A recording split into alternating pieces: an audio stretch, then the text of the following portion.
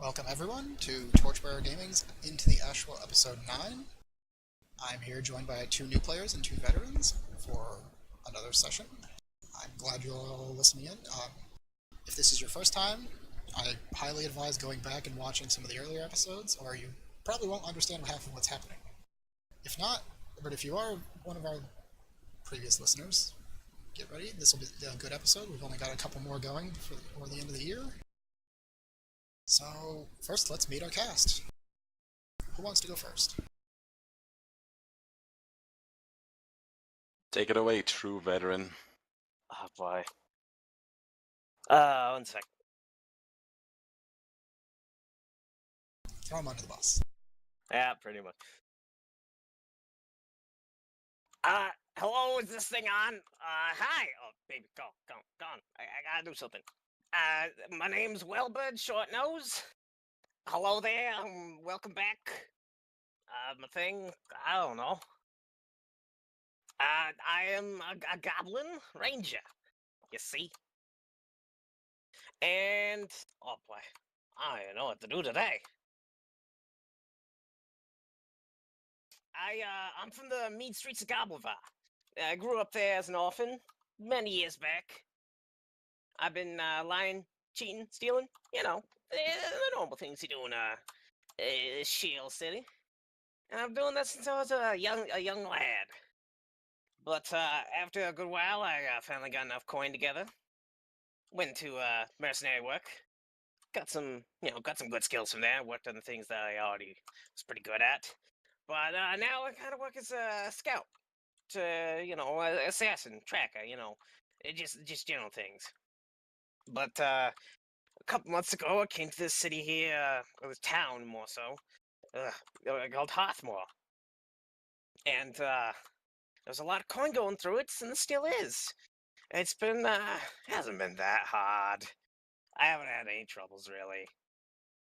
But, you never know where the Ashwell throws at you. That's me, I guess.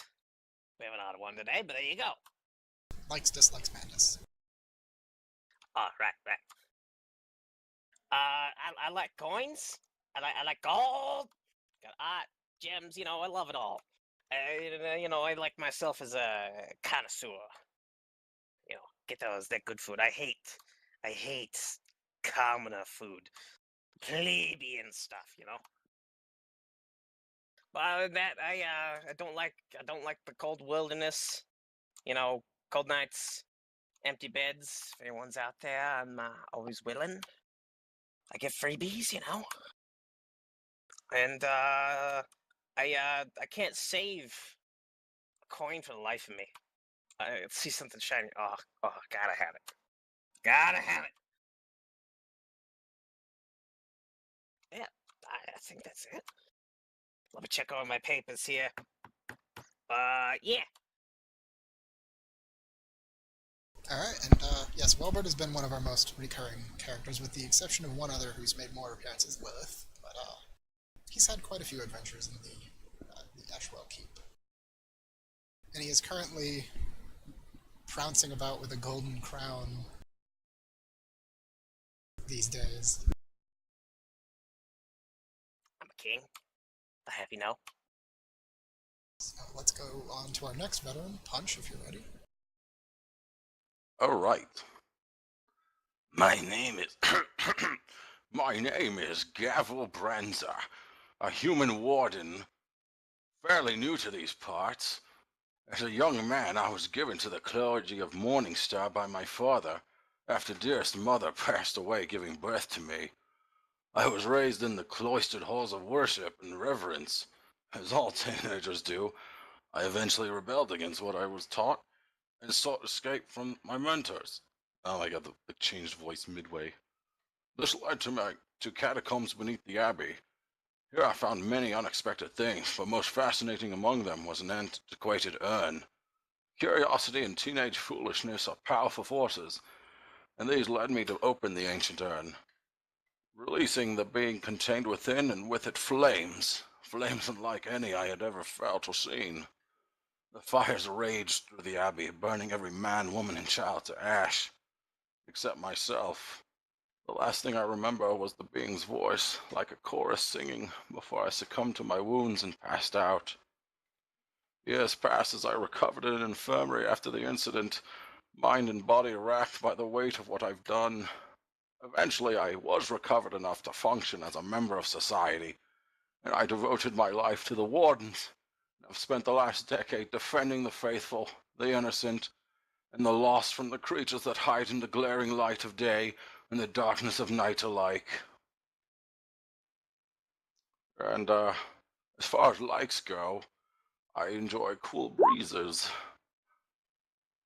The time right before sunrise, the scent of the morning dew, ice-cold drinks, long baths, perfumes, vegetables, fruit, and herbs. As far as my dislikes, humidity, insects, the smell of cooked meat churns my stomach, the stares of others, judging, prayer, while it is important, it alone cannot be relied upon. And, that's pretty much me. Okay. Now, between Indigo and Arieus, who wants to go next?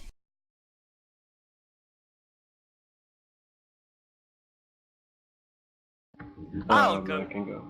Oh, go ahead. Oh, okay, go ahead, go ahead. It's a fight. It's a fight. I am Khurguuret Spiritbreaker, Bugbear Paladin. I am not like many of my brethren. I was not born in the wild country. I was born in the shining empire amidst the hobgoblin peoples. Raised in their traditions, trained as a swordsman at an ancient temple. During a week of fasting and meditation, I became suddenly aware of my purpose. I would unite the scattered tribes of my people, the bugbears, and thus began my long journey across the wild country. A lone swordsman against hundreds of generations of tradition, culture, would reshape the barbarian tribes into something new that the world had not seen the likes of before. My quest yet continues. I've traveled far and wide, gained much fame, or infamy, throughout the realm. Now I've set my sights on Ashwell Keep. For if I best this accursed place, no mortal can stand in my path of dominance. What do I like? Well, that's simple. The scent of fresh blood, the thrill of a challenge, well-fought battles, good food, alcohol, women, revelry, and also meditation and spiritual wisdom. Dislike arcanists, religious fanatics, devils in their scheming, contracts, lawyers, liars, schemers, and charlatans. I am highly susceptible to the wiles of attractive, exotic females, and I do enjoy their company.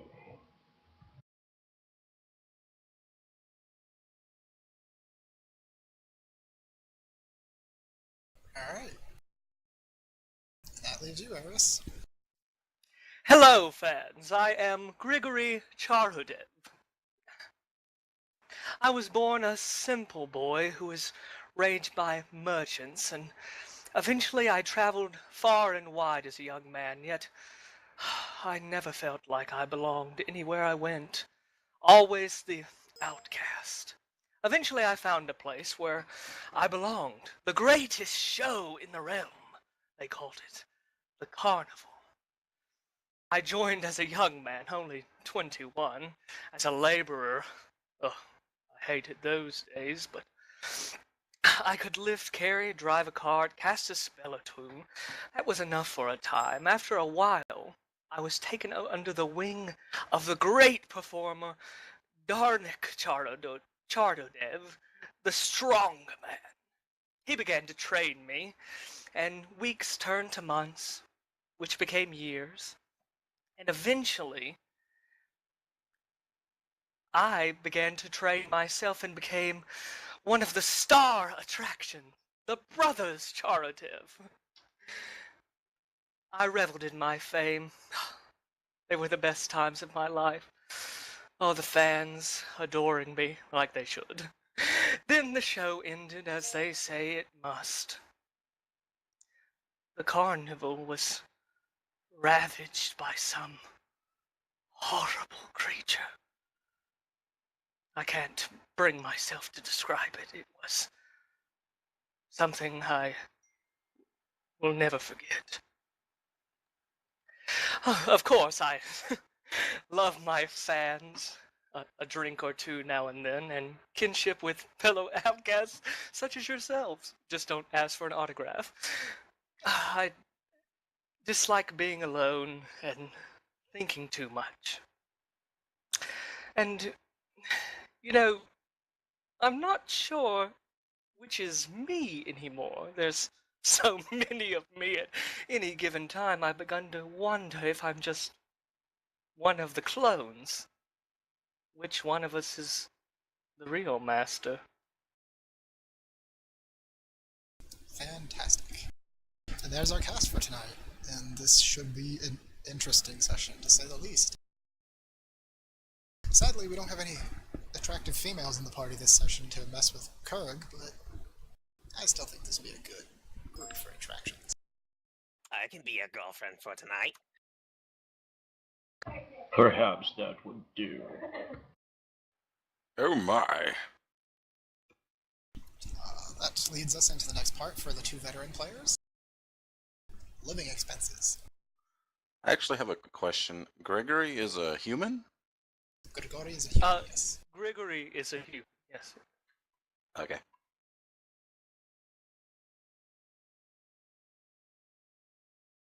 Yes, for the two of you that are veterans, living expenses. How do you want to pay for a living for the last X amount of time between sessions? Rich lodgings. I figured as much. I don't want... I guess I'll go humble this time. I'll just do common. Alright, so yours cost a gold coins, Verdun's cost 35. Yours has no effect, Verdun gets a handful of effects. Go ahead and grab your free point of adventuring gear. I did. Alright. And then we get into the setup. It's been some time since any of you have recently gone into the keep. After the recent extremely unseasonable heat that's been happening, summers seem to have begun early this year. And warm winds blow in from the west. Partially because you suspect the Emberwood is aflame.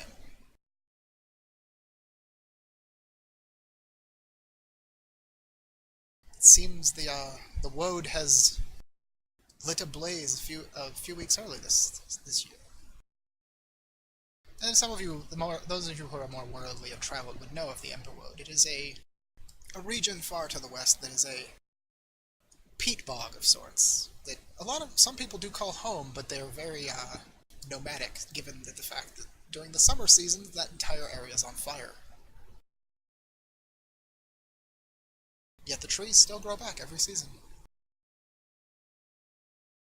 But due to that, the wind carries the stink of ash and soot, even from this distance, as the Emberwood is quite a large forest. So the heat and stink have been carrying on the wind, but more so than that, people have been worried as of late, as the keep has been brewing a storm over its towers and spires on the mountains. A large crackling cloud storm of thunder and lightning has been forming above the place, and none know why. And of course, doomsayers and whatnot are out in the streets in force, screaming and crying about the end of the world yet again. But the red sun still burns bright, and the end does not seem to be near. But it looms on the horizon, as it ever does. But for this reason, we join our group now at, as always, the Leaky Bitch Tavern, sharing drinks, camaraderie, and gambling. Sounds like just my type.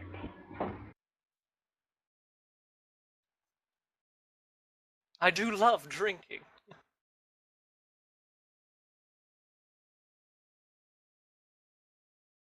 So I says to the guy, "What are you trying to do? You trying to cheat me out of 5 gold? Well, fuck you." So I kicked him in the head, and he fell on the ground, and then I kind of felt bad, so I helped him up, and, well, he was kind of bleeding a lot, and, one thing led to another, and he's, I think he's dead now. This was years back.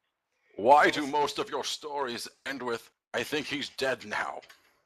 Because And- most people I follow, involve myself with it and eventually die. Oh, wait. Where's that little magical fellow with that joined us last time? Maybe dead. Oh dear.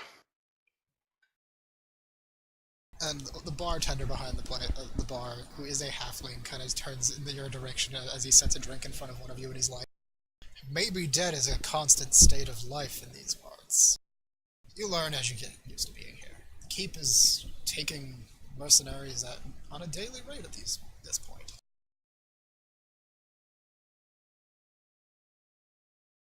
Maybe a red cap got him. Showed him how to breed. Foul.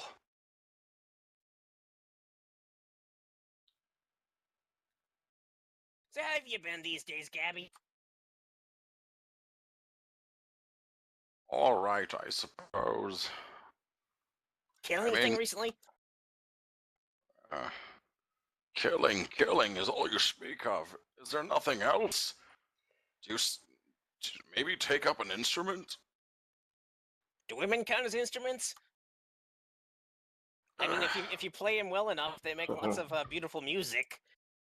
Yes. Strum them just right. And yes, Indigo, you're all in the bar, whether or not you're in the same spot is up to you guys. It's kind of it's a decent sized establishment. There's a handful of gambling tables on one side, there's a bar, there's a big mantle with a fire roaring in it, and a bunch of people gathered around it. But mostly the older folks tend to gather around the fire. In the corner by the bar, there's an old woman in a rocking chair, just kind of rocking back and forth and brewing potions. I'd imagine Gavril and Welburd are sitting at the bar right now. Welburd, I don't Okay. mean to offend you, but you are quite deplorable. Thank you. Uh, I'm gonna walk up to the bar and order 2 of the largest ales. I do have to say, though, that Granny's juice worked magic on my throat. Yeah, you sound a bit different now. Do I sound as old, though, as I think? I can tell you exactly what effect actually happened and why it helped your throat, surprisingly. You drank the potion and you got the effect that makes you take acid damage. And it cleared your Like a throat recurring of all thing, the, or- oh. scar tissue and stuff. I'm imagining that when it happened, it was a. Agonizing. You poured liquid acid down your throat by accident, basically. But Oh. it made you highly resilient to poison damage for a while. So, I'll spend a superiority die before I walk up to have 2 of me walk up. Okay. So yes, twins. Before the twins, though, the more notable figure that walks up to this bar and orders 2 of the largest ales they have is this mass of muscle and armor of a bugbear. Who are they're not common, but they're not unheard of either. They're more common than gnolls and Khurguuret region. What is the general populace's disposition towards them? Indifference. Most bugbears serve a purpose, but they're generally seen as wild men and barbarians. I look him over as I'm walking up to the bar. And just grab the first of the ales. Just down that one completely, and then slam the cup back down on the bar. You can go ahead and pay a Grab the gold other coin. They give you a jug of mead. Oh, big Okay. boy here. Look at this And boy, then Gabby. I just take a sip off the second one. Yes, it's good to pace yourself. No need to rush.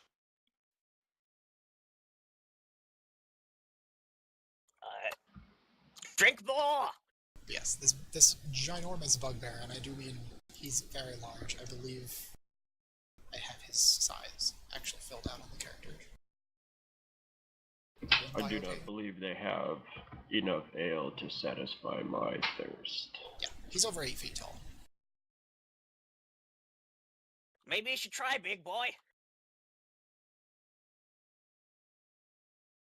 And you Welburd also, will the just, most like- notable thing about the bugbear outside of his actual size is that he's actually, like, you've seen bugbears before, and they're very tribal. They're dressed like tribalists. This one is very well put together. He's got some elements of like trophies and things on him, but his outfit doesn't really scream bugbear to you. It actually looks like the trappings of the oversized trappings of a hobgoblin. Especially the stylization of his armor. It has that very hobgoblin feel to it. And mounted on his back is the handle of a sword that seems to be almost as big as him. If you don't mind my asking, are you a legionnaire?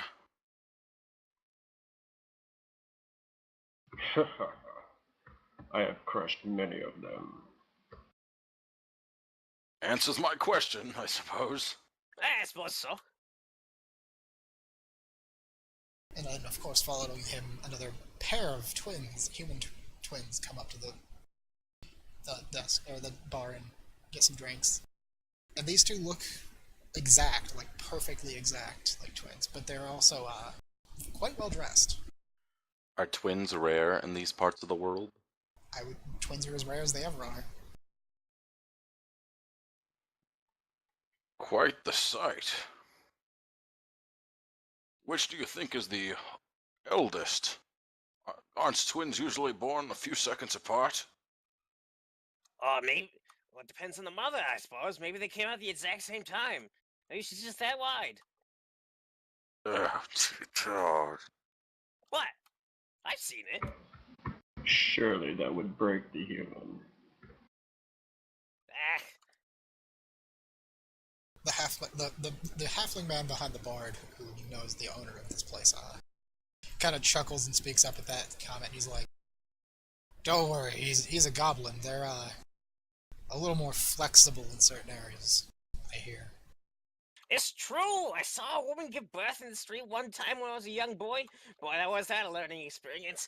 It was just like, oh my god, it was everywhere. It just, it was a random homeless woman just dumping it on the street. And Like Harald, 3 of them came out. the barkeep, kind of leans over towards Gavril and kind of half whispers. He's like, "Of course, they breed like rabbits too. How do you think they've survived all this time? Look at them." Due to the fact that Gavril is never seen without his armor, his helm is masking his extreme disgust. I prefer you not akin the beauty of childbirth to, what is it you said? Dumping? Boy, you don't understand the smell. Axel, my character, scoots away slightly. Yeah. Well, both of them.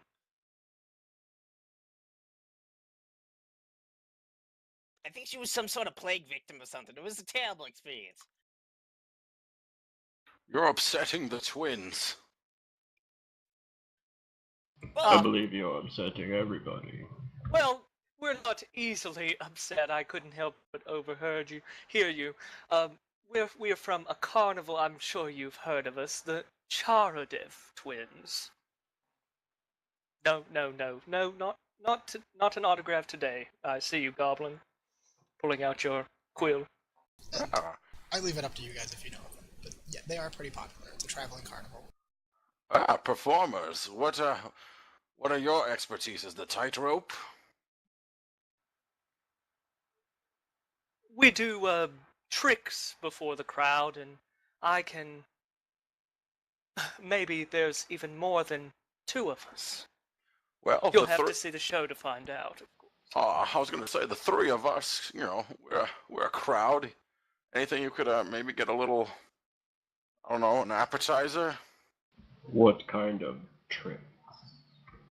Oh, I would never ask for both of you guys at once. For your sake, Arieus, because you might not know exactly. The brothers Charodev, their primary performance was a daredevil act of swordsmanship, where they would all have a fight against each other, and it was very exceptionally coordinated, so that they almost kill each other repeatedly, but never actually do so. Well, I'm afraid I can't really do it inside of the bar. We'd probably have to go, and I would need a stage and, well... This is the permission. first I've heard of reverse stage fright. Well, I do not have stage fright, so I assure you of that. But it is a duel of sorts between me and many other me's, if you get my drift. Why didn't Actually- you say so? I drink down the rest of the second mead, and then I move over and I push a couple of the tables back and out of the way and start clearing his face. Actually, has only one of the twins been talking this whole time? Or are they alternating? I think they're alternating between each other. But they're saying like they're the same. They're saying like the same thing. Like one's saying one part of what I'm saying, and the other one's saying the other part of what I'm saying. Ah. It's unsettling, to a slight degree. You guys kind of creepy. You ever been told that? No, we mostly get asked for autographs. Why would we be creepy? Who are you to call anyone creepy, Welburd? While this conversation is going on, and Khurg is starting to push tables around and move people out of the way, the door suddenly slams open, and you expect like a figure that's actually big enough to slam the door, but it's not. It's a goblin. And this goblin gleams of brass and silver as he bursts into the room wearing these big oversized goggles. And there's some kind of whirring machinery on his back making a lot of noise. And he bursts into the room and he's just like, "Stop what you're doing!" I got the back. And Welburd just like immediately as the door like pounds up and just like ducks behind the bar. And for Verdun, you at least, Welburd knows this to be the shop owner of Ermi's Empirical Emporium of Eclectic Eccentricities.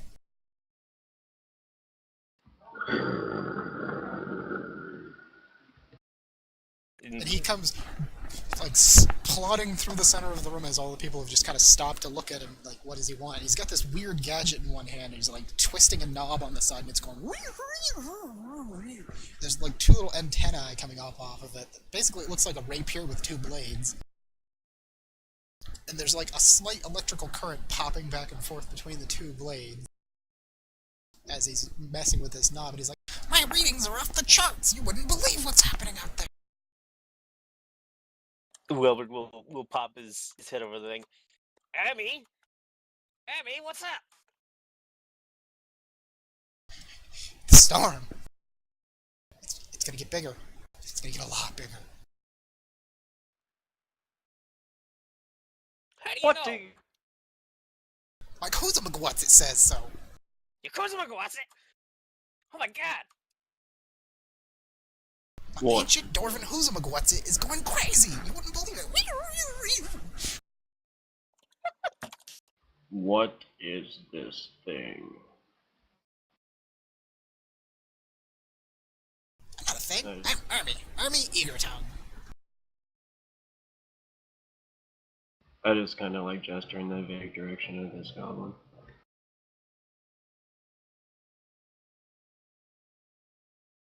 Is there Emmy? I'm a genius. Well, He's a genius. Would I know You- this goblin? You haven't been around town much, and you would probably avoid the artificer shop, so not really. But there is What this do I- one store that's got a very strange, like, it's all metal and it's filled with junk as far as you're concerned, but it's owned by this guy. Is this Arcana? Do I know what he's doing right now? You can try. I'm gonna try to see if I know what he's doing. Doing Arcana. It's just a normal roll, correct? Yep, just an Arcana check. Well, some of that stuff is arcane somewhat, but slightly odd. You did hear him mention Dwarven, which would be referencing ancient Dwarven technology, which was known to be stupidly advanced and very unknown to most races outside of goblins, who salvaged most of it and reverse engineered a bunch of stuff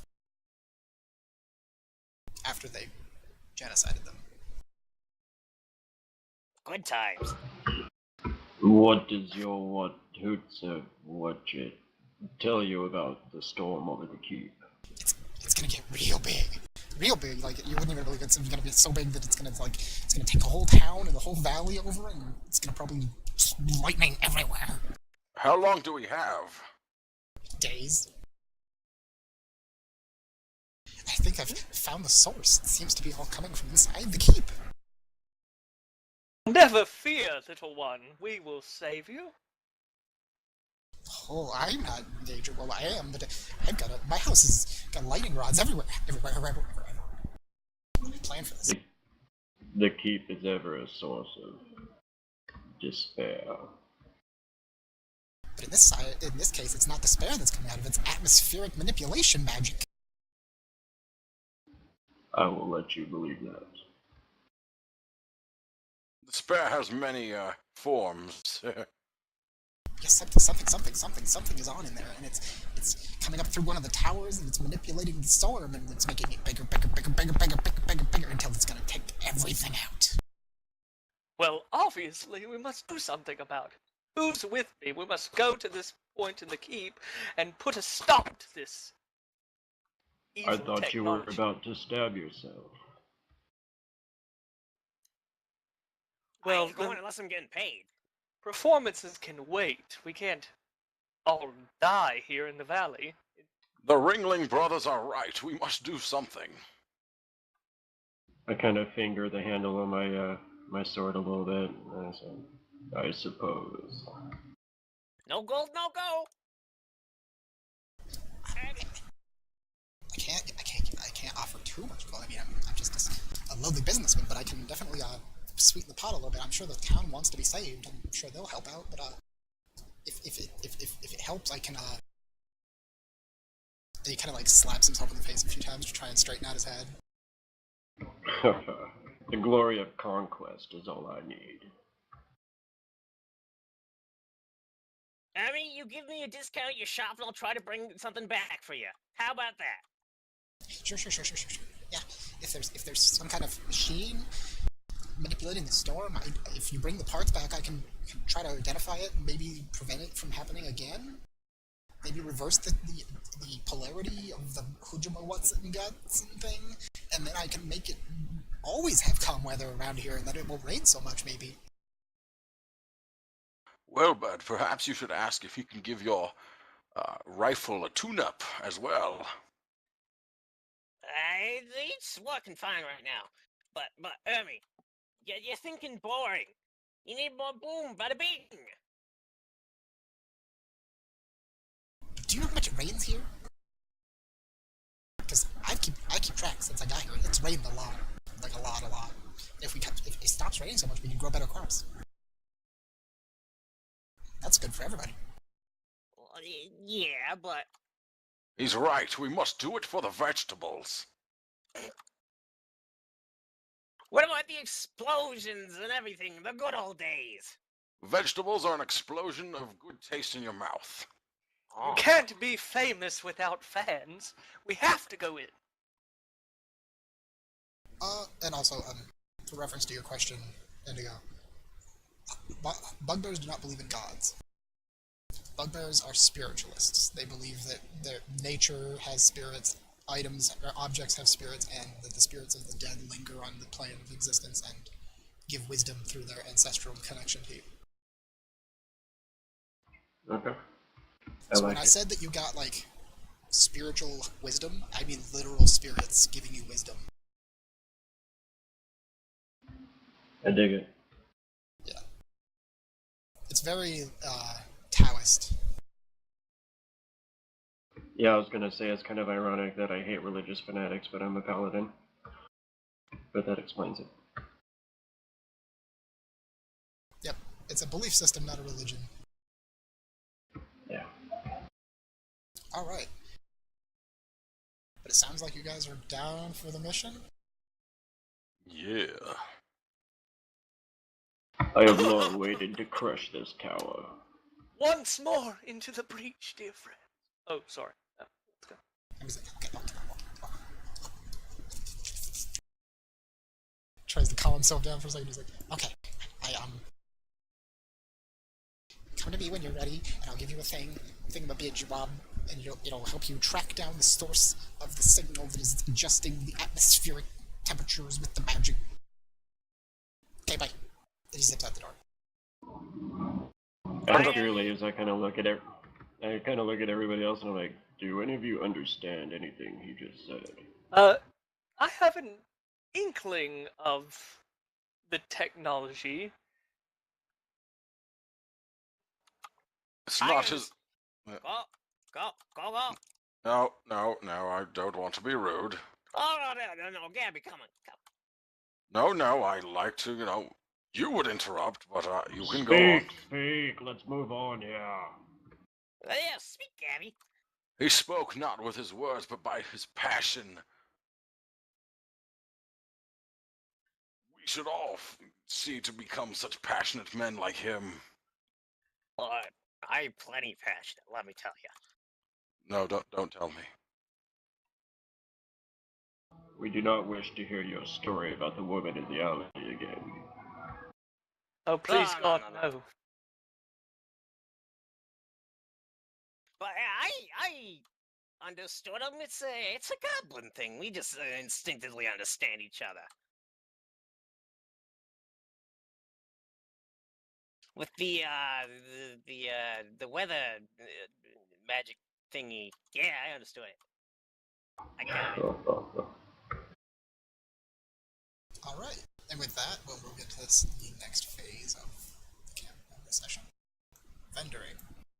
You all have a little bit of time to go around to the local vendors before the actual dungeon delve to prepare yourself.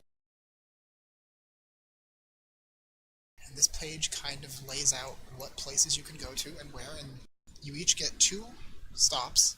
You can have 2 from the top row or 1 from each row. You can never go to the bottom row twice, because they're just outside of town, so they actually take some effort to get to. You also need to be a member to go to the guild hall, which only one of you that currently can, well, actually 2 of you can. Welburd has guest access, but Gavril is a member. You can also go to the rundown shrine, but you should bring an offering of spirits if you do so, or in order to get any service. How often do they change the stock, and is it once an adventure? It's pretty much every session, yeah.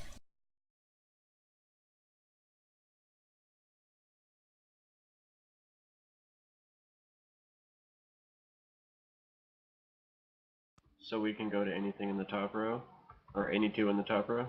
Any 2 in the top row, and you can do 1 action at each, or you can do 2 actions at one and just visit the other one. It doesn't really, you get 2 actions, and there are some things you can do that don't take actions, like you can donate at any location for no action, and buying and vendoring at the same place only takes 1 action, of course. Or buying and selling, yeah. But, I know Verdun's all set to go, so...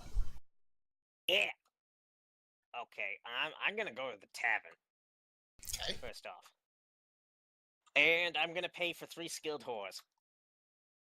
Alright, roll me 3d20.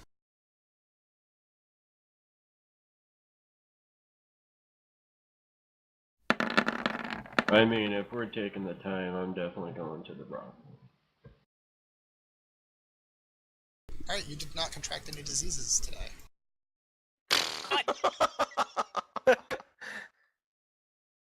And then I'm going to, I'm gonna, snatch something from the tavern while I'm there. Gonna just, I'm gonna use stealth to rob, sort of thing, I take from, the coffers while I like sneak from the back rooms where I was into like where they keep the money and everything. Alright, so give me a stealth check. And yes, for those who aren't aware, Welburd is cursed. He has to steal every session. He has a curse of greed. Ooh, boy.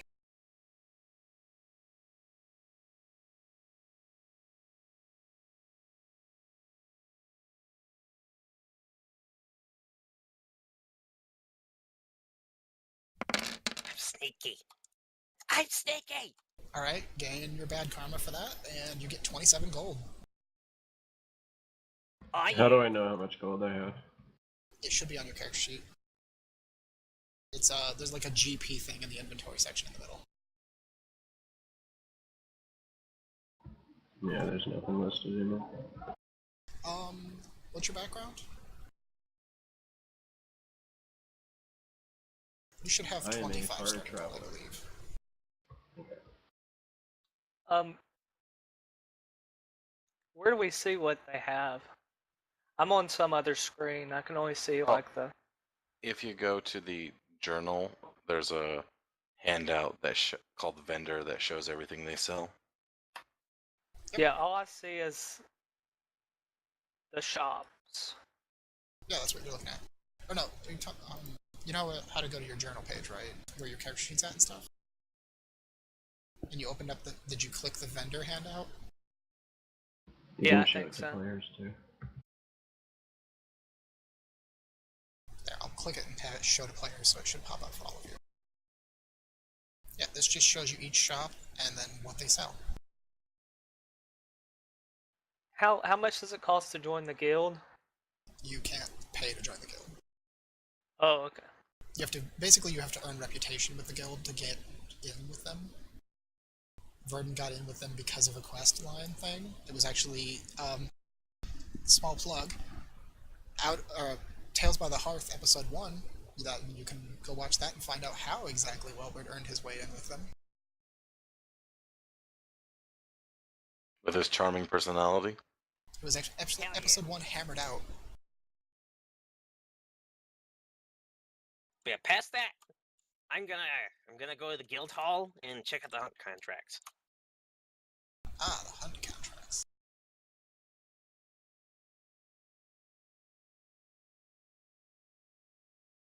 Current hunt contracts. The first one is, Basilisk Eyes. Hmm. They're currently paying 5 gold coins a pop for Basilisk's Eyes, which you know basilisks have 6 eyes. Anything else? Or is that it? No, that's just the first one. Okay. I am going to go upstairs and get 5 of the common horns. They're paying also 25 gold coins for a pound of mephit dust.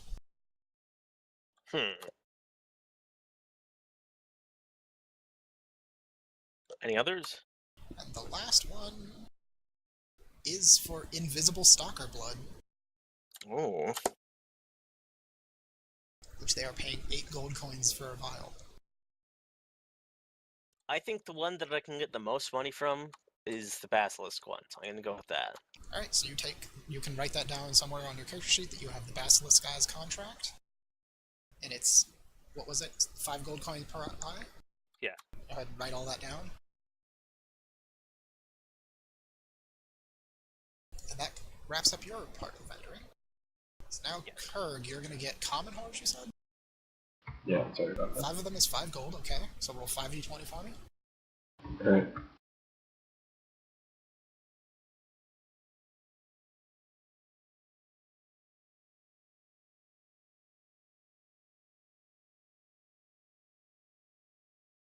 Okay, one of those is under a 5.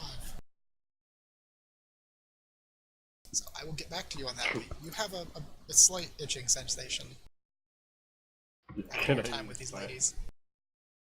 Can I use 5 points of my lay on hands to cure that? Yes. Alright, Cheap. can I kill her? No. It's Don't go Okay. around murdering people. That will get you in trouble. a lot of bad karma, man. But yes, you Dude, go and look have what she did fun to with some me. hookers, and then you cure yourself for diseases afterwards. Yeah. So yeah, go ahead and burn 5 points of your lay on hands for the session. Okay. That's cheating, though. That's That's the beauty. cheating. It's using resources, bro. I know. All right.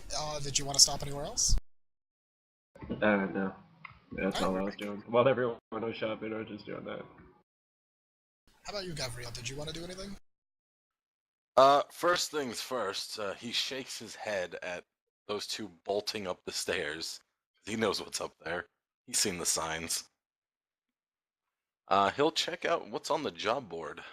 The job board.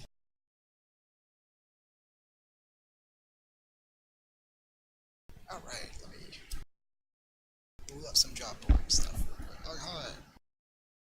So right now there are currently 3 job offers on that job board that you can grab. The first one is a constantly running thing that they're just paying 5 gold coins per proof of the death of a bandit. If you kill a bandit, you bring some kind of bandana or a part of their clothing or weapon that proves you killed them, or at least dispatched them, and they'll give you 5 gold coins for it. Oh, okay. What's the next one? The second job listing up there is that a group trying to travel through the region needs a guide to take them into the dungeon at some point, paying 25 gold for safe return back to the city. And they want to go in and paint a part of the dungeon. Oh, so is the information that the dungeon is like twisting and reshaping itself not well known? It is not well known, apparently. Not to some of the commoners, at least. This artist is a traveling artist from outside the region, seems to want to go in and paint part of the dungeon and have somebody guard him for 25 gold. Would that be something that takes place during like a side or off session or off screen? Like, Yeah, that would be a side session. what's option 3? Option 3 is Ermi, actually, buying parts. If you can bring any kind of machinery parts, he will pay by the pound. Oh, well, since we're already aiding him, might as well, help him a little more. I'll take that one. Alright, so you write that job down in your character on your sheet somewhere. How do you spell his name? Ermi, E-R-M-Y. Ermi Eagertongue. I love goblin names. All right, and then afterwards, Gavril will sashay on down to the guild hall. Okay. And I overheard like what you mentioned earlier, the hunt contracts were the basilisk eyes. This I think. Oh, what was the second one? They were basilisk's eyes, mephit dust, and brain fart. I literally just said this. Do you remember what it was, Verdun?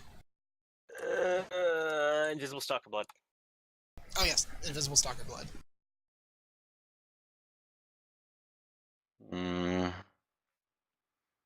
Actually, instead of the hunt contracts, with monster lore, because you said it's been storming recently, right?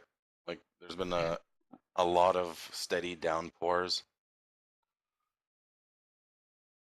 Yeah. I guess Gavril will take a shot. He'll try to find out if with these recent storms how that could affect the keep or what type of monsters that might bring out to the forefront.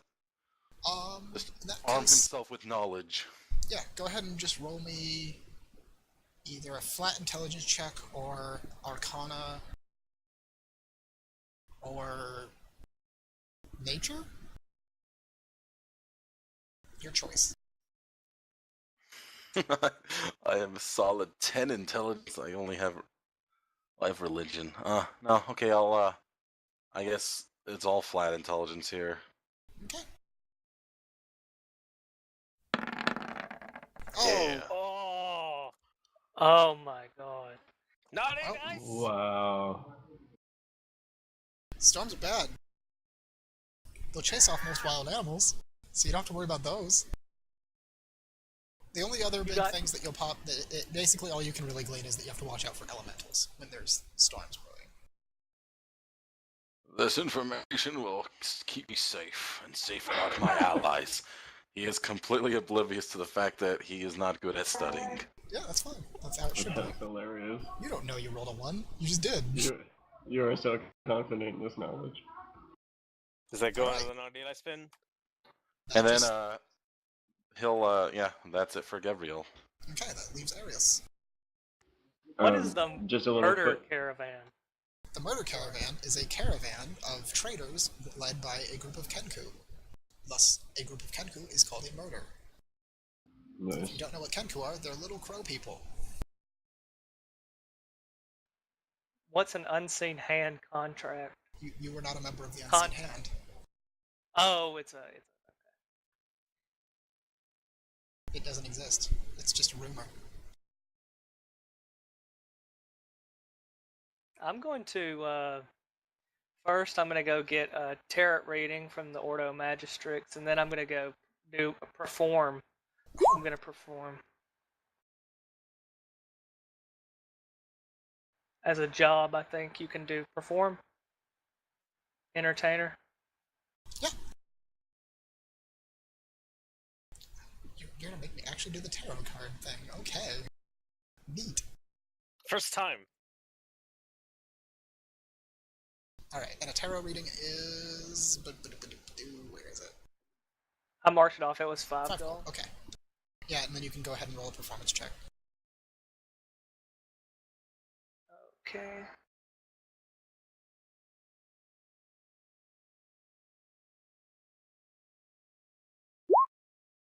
Ooh.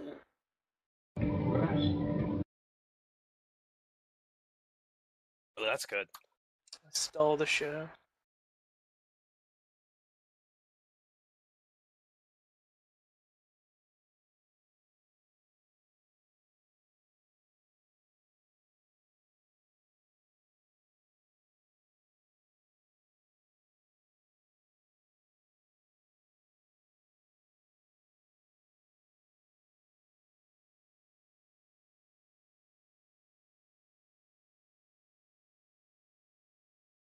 Okay, your tarot reading.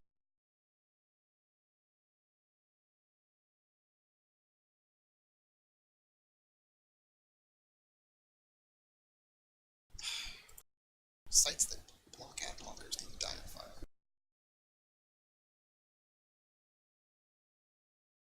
Your card that comes up from the tarot deck is the Star. The person goes through this little spiel about it. In this card, the woman draws water and pours water. It's symbolic of establishing connections and feeling a deeper bond with your source. Divine inspiration and spiritual support are present.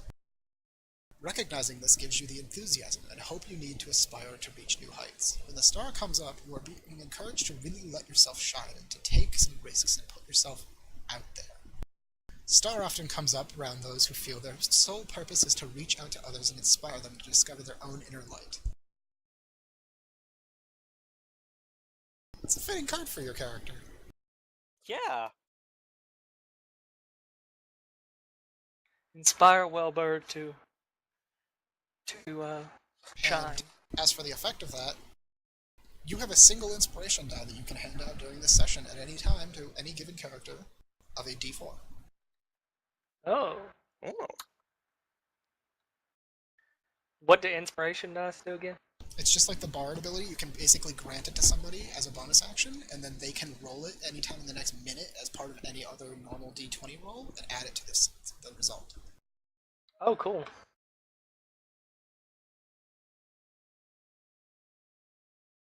Alright, and your performance check. Oh, wow.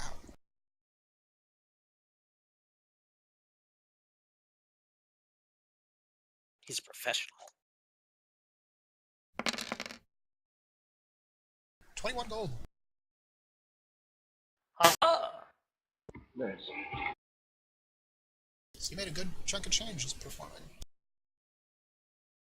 And that wraps up vendoring. So now, you guys head to Ermy's, and Ermy hands you over the Gigamawhatsit to whoever thinks they can run it the best. Me? What would you use to run it? Do I know? Arcana or just knowledge of technology, and goblins do have the best mastery of Dwarven technology. Oh, okay. So maybe Welburd then. Yeah. Gavril I've got leans Arcana. over. I've got Arcana, but not. But yes, I got this. the Gigamawhatsit is basically just this little block of metal that's made of like brass and copper, with a single wire sticking up out of the top of it. And it feels a little like vibrating in your hand. It kind of buzzes a little bit, and there's just a little like screen on it made of glass with a compass that's pointing towards the storm where the Ashwell's at.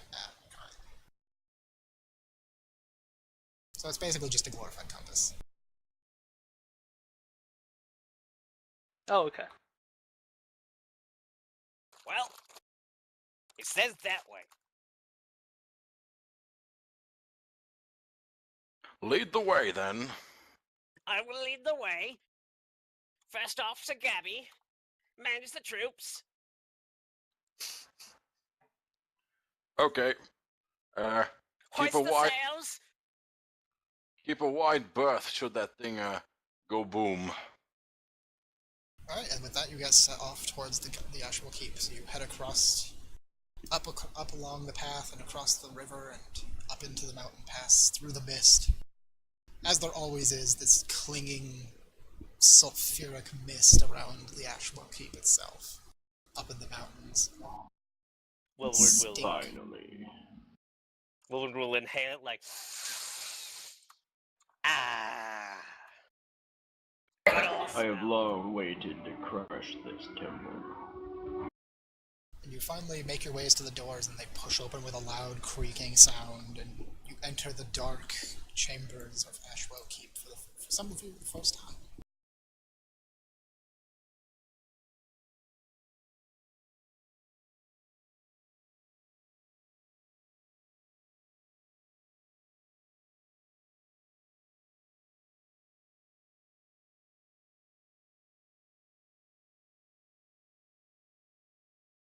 And then as soon as you're all in, the doors and close themselves, choking off the pouring of mist as it comes in behind you. And you're left in the darkness.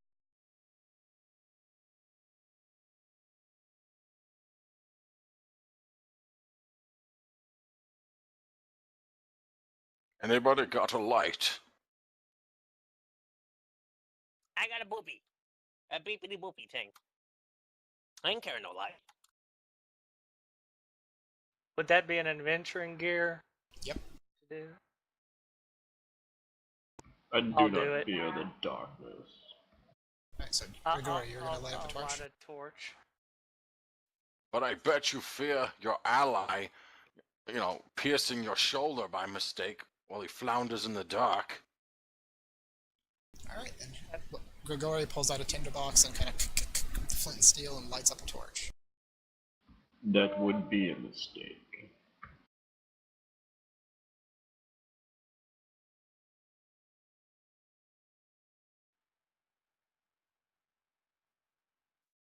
Do I still have my clone from, or was that another day? Oh yeah.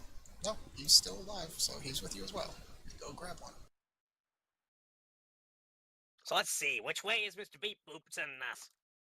I'll pick up. I'll take out the compass and check. You do need to actually roll the superiority die to figure out how many hit points this clone has. Ah, okay. So it'd be 1d8 plus 4.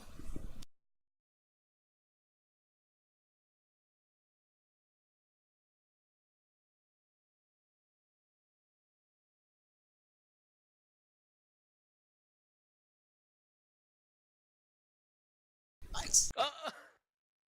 Nice. There you Ah, go. And what you have you have control of that clone. With the 5 of us, we should fare well. Yeah, it's Fair. interesting having a fifth person this time. Yes, it's actually very strange for you all. Like, normally you're so used to only 4 people coming in. It's very odd. You have been here before. Do you know the layout of the place? It's funny. No. It's funny you mentioned that. Welburd, would you like to inform our friend? Well, how to put it? You see that way to the left over there? He just points out that way. That left could be, I don't know, it could be a right. It could be an anything. Nothing is ever the same here.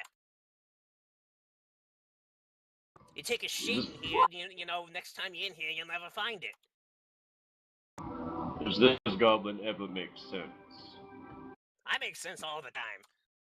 You just don't Uh, understand. I am a genius. He speaks the truth.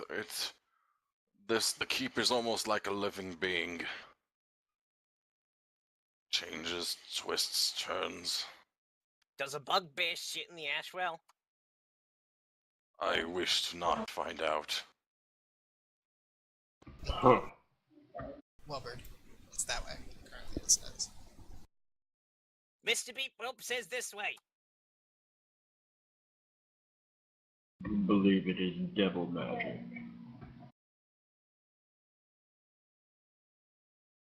When I go up the stairs, is it still leading me left, or is it It's pointing more upwards? still the direction it was, but it's starting to tilt a little more towards north rather than west, so it is pointing directly towards the wall at the top of the steps, basically. Right. Come, you three, no stragglers. Well, it's either up ahead, like up here, or it's somewhere to the left. Let's try up here. And Arieus, what we were saying before about like scooping, you can do that with multiple tokens as well. So you can actually scoop your clone and your torch and yourself and move them all simultaneously. Yeah, I just didn't know where I wanted the clone to be. Yep, just let you know. Oh, they've gone off the map. No, they're still there. You just have to, you can't see them around the corner. I should go first. And Welburd, this area seems to be exactly the same as you remember it. Well, the gate's closed and this place is familiar. Yeah, The for energy all beam our is still bluster coming out of this mirror here. changes, this looks very familiar. Yeah, Well, and that's happened before. this beam of crackling energy is still shooting out of this mirror and hitting the globe in the center of the room. Can I do a knowledge arcana to what the hell that is? You Would can, that but be- I mean, it's literally what I said. There's a mirror that seems to be rippling with a beam coming out of it that's striking a large orb that's crackling with energy. What does the device, where does it ping us to go? It is now pointing more westward than it was before. Now that you're more centered in the room again. Well, it looks like we might have to go to left because the good old gate is still down. You know, I've never seen this gate up before. You know, Gabby, I've been through here so many times. I never see this thing up. There's one time I remember, like way back, there was a guy that was cut in half under it. I think I took. I wanted his boots. His boots were shiny, but I couldn't reach him. Did you take the boots? No, of course not. How am I gonna get the boots when his feet are all the way on the other side, chopped in half? How altruistic of you. I'm a good boy, don't you know?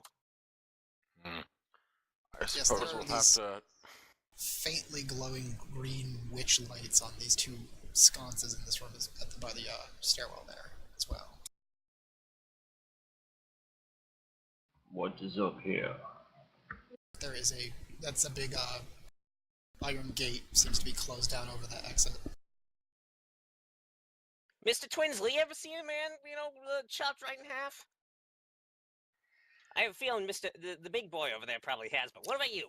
There was a magician in the carnival that would chop random people in the audience in half, but he would always put them back together. Well, that's Did you ever get to see any innards, or was it one of those little like No, magic no, thingy? no innards. Children, you know. Come on. Children gotta learn sometime. I learned real early. There was this time when I was, I don't know, I was maybe 3 or something. When I got to see a guy get his eyes scooped out in an alleyway. He was getting mugged, and this guy just. I lived in a bad place. Did I ever say that? I've seen enough innards for a lifetime when the creature attacked. Yeah. But From an international standpoint, for people who travel around, people go pretty much everywhere. Traders travel quite frequently. Nobody wants to go to Goblevar. People go to Goblevar because it's good business, but nobody wants to go to Goblevar. What you mean, monster? Speak of my homeland like it is a bad place. Oh, you're not from Goblevar, Kirk. You're from the far west. Oh, I thought it was like Hobgoblin Ruins. No, Goblin. It's different. The Goblin Kingdom is the capital is Goblevar. It is the massive metropolitan wasteland. Well, I've probably been there. Have I been there? Oh, you've probably been there. It's awful.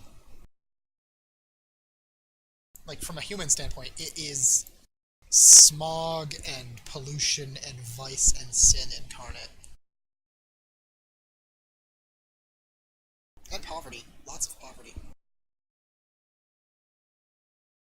Good old reliable poverty.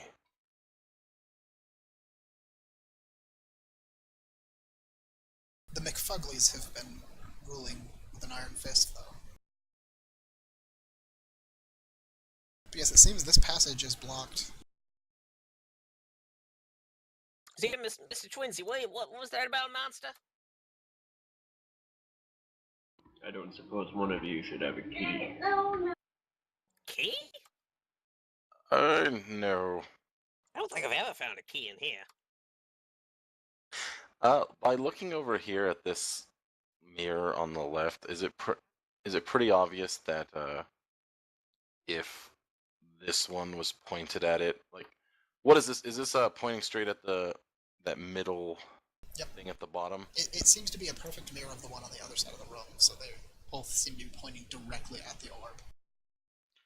Does it look like there's only a little bit of room behind like someone could shimmy behind the mirror if we wanted to adjust them? It seems like you could shimmy behind there, but these mirrors are like 10 feet tall and round. They're big mirrors. And they've got big old statues holding them from behind. I don't think we can do much in this room. We should double back and continue. Oh, well, yeah, that was the plan. I just, we're having a nice conversation. Well, let's go. Come on, Mr. Beepo.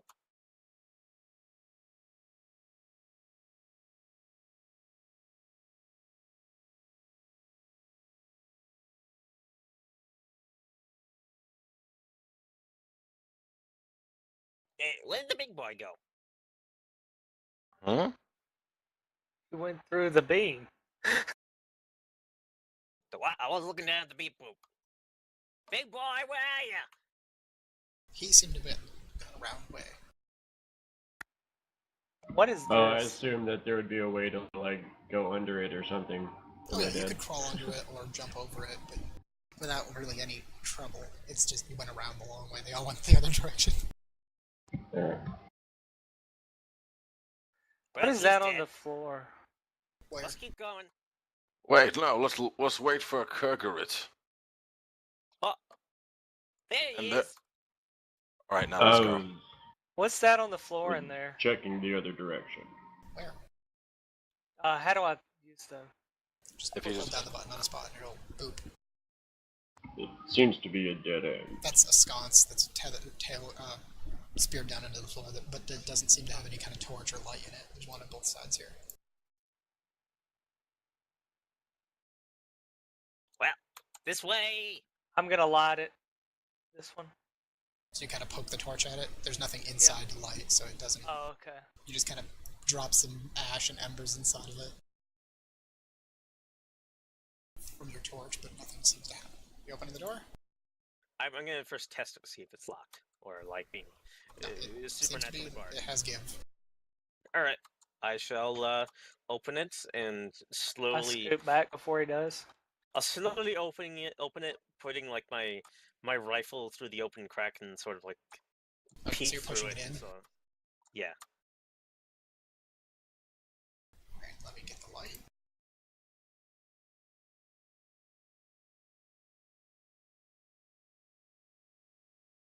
Perhaps I should go first. I see bones. You see water. What?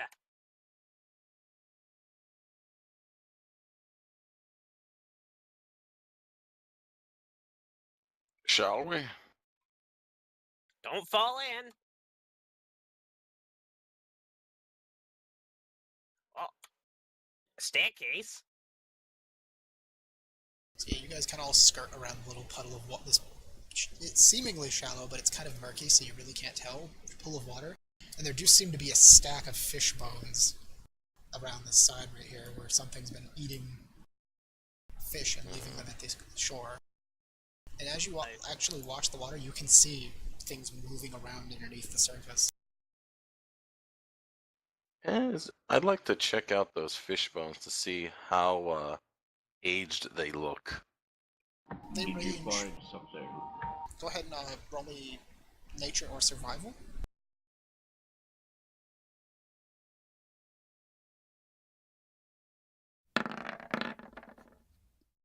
That's pretty good. You can tell that all of these bones have been gnawed on by something with both a combination of more or less like human teeth, but there does seem to be more canines than average. So either they've actually filed their teeth to points in the front or so, or this is something non-human, but still has flat molars, so it's not a pure carnivore. Gavril will relay this to these 3 or 4. Yes, All the that other information. four. And also that they range anywhere from weeks to days. So some of them seem older than others. Something feeds here often. I didn't catch that.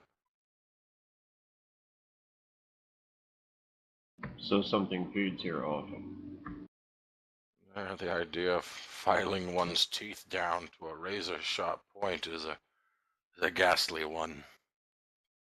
What kind of fish you can find in here? Have you ever had keep fish? Can't say I have. You would almost actually say that they might be goblin teeth. Because goblins do have a row of sharp teeth in the front and molars in the back. Welburd, this is gonna sound like a strange request, but he's just gonna sort of reach over and just push at his jaw to like open his mouth. Oh, whoa, man! I'm sorry. I'm not into that sort of thing.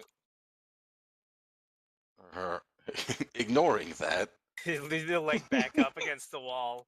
He's like, no thanks. My mouth is only entrance for food and things like that. Not for no slimy eels. Thank you very much. What in gods are you talking about, man? No, there's I'm telling you, the goblin makes little sense. some your kind may be residing in here, Welburd. Could there be something else lurking in the water? I'm sorry, but whatever's residing in you is not goblin. What makes you say I'm that? Sure, I'm sure not gonna have you inside this goblin, okay? I think I see something up ahead. You are a very disturbing little creature, you know that. Well, what am I supposed to do when he tries to open up my mouth like that? It's not Robert's fault he's not into oral fisting. I just turn around and start walking down the stairs.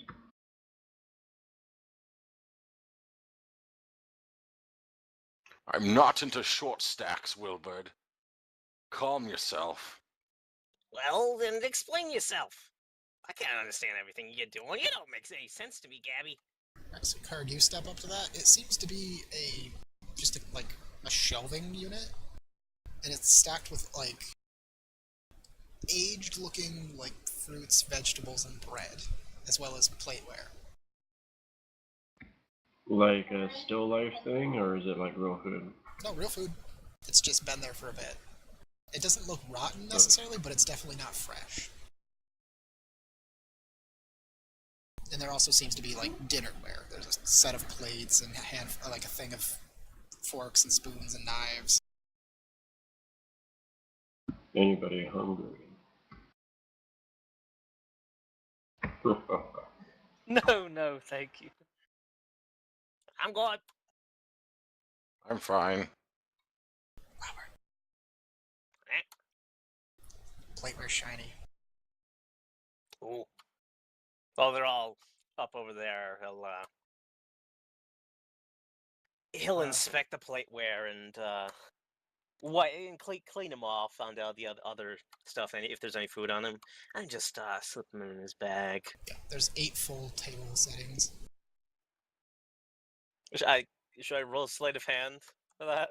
Yeah, if you're trying to get it without them noticing. No need to bother them, right? Yeah, I mean.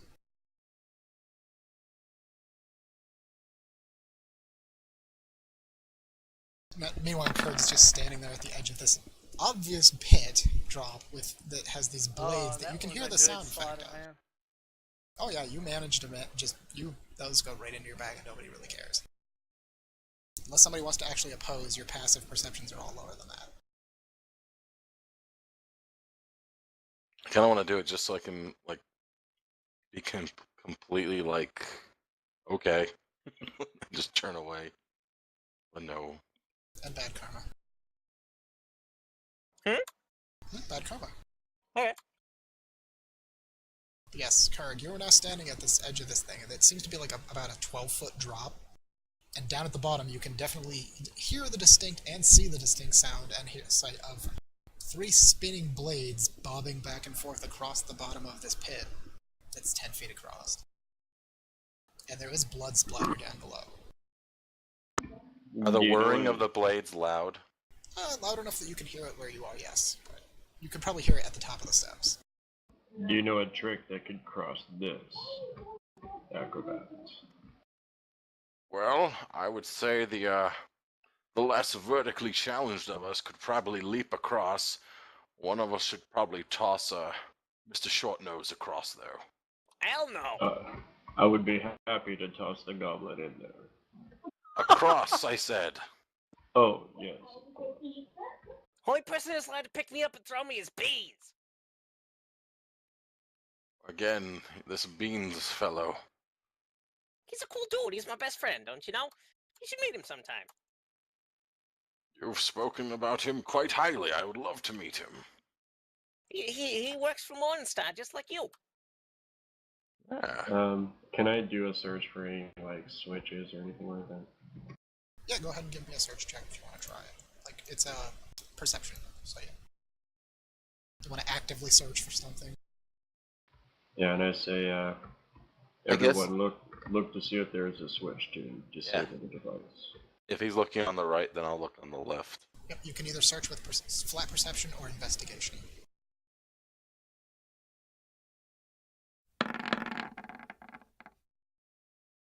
You want everyone to search? Damn. You don't have to if you don't want to, but everybody can. I'll go It's for hard to investigation. It's hard to see through this visor. Man, somebody rolled good.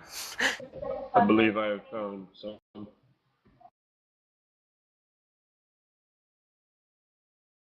If that works better for you, that works too.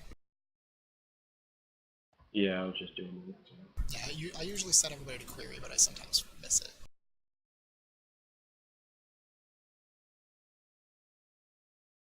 It was the first roll anyway. Yep, so you definitely would have found it if there was any kind of switch. There seems to be no switch. This is just a pit with saw blades in it. Who wants to jump first? Please, let me toss the goblet in there. No, Across there, you mean? Across there. Cool. I can jump it myself. but I'm not going first. I'll go first. Go ahead, you go first. So he's gonna motion these two to maybe give him some room so he can get a running start. Clever monkey, you gave the clone the torch. And of I course, don't know what you're talking about. That's the me. the one rule I always forget in 5e is actually the jumping rules. Athletics. Oh, because I know like if you run a certain distance and your strength and something. If you run at least 10 feet, it just adds your strength modifier in flat feet that you can go. Minimum. So basically, your minimum distance is 4 feet. Additional. And away we go. Gabby, why don't I just ride on your back? He almost like trips when he says that. What? You ask for a piggyback ride, but you won't let me toss you like a javelin? Of course. I promise you'll make it to the other side. I don't like the way you say that. Let's see this athletics check. Well, I guess, okay. Hop on, Welburd. Oh, you're okay? I gotta get on him. Oh god. I mean, he is a creature one size category larger than you, so you can use him as a mount. I will. Don't word it like that. If it looks like he's It falling is into too the late. hole. If it looks Am I like he's falling officially in Wait. mounted status? It's way too late. You're totally mounted. Alright, so I'll still do the 10 with him slung over my shoulder. Yep. He'll dash forward 10 feet and come on, no natty ones. Run, tripping. jump. I'm gonna ready an action that if he starts falling in, I'm gonna jump off his back Okay. onto the other side. Can Then try to catch him. Alright, so you need to roll me an athletics or acrobatics to jump then. As well, Welburd. I try and be ready to catch somebody if this is an epic fail? If they're close enough to this side, yes. Alright. So, Gavril, you make it most of the way. You hit the edge, basically, like, mid-torso, and catch yourself, and you're, like, sitting there, like, holding yourself up. But you're rather heavy. But you're strong, so you're managed to, like, you're like, oof! And you've caught yourself, but you're kind of stuck in that, like, I'm a little too heavy to lift myself, but I'm also strong enough to hold here and not fall. Welburd, on the other hand, launches off of you and rolls off to the other side. So he just pulled like the Mario on Yoshi maneuver and leapt off me for extra distance. Yes, he did. And he launches to there, triggering this trap. Oh! You thought you were gangster. As the holes in the wall all go, and a bunch of darts fly out from both directions. Give me a dexterity save, Welburd. Maybe you just roll long enough and stay low enough not to get hit. Well, you pass, so you're gonna take half.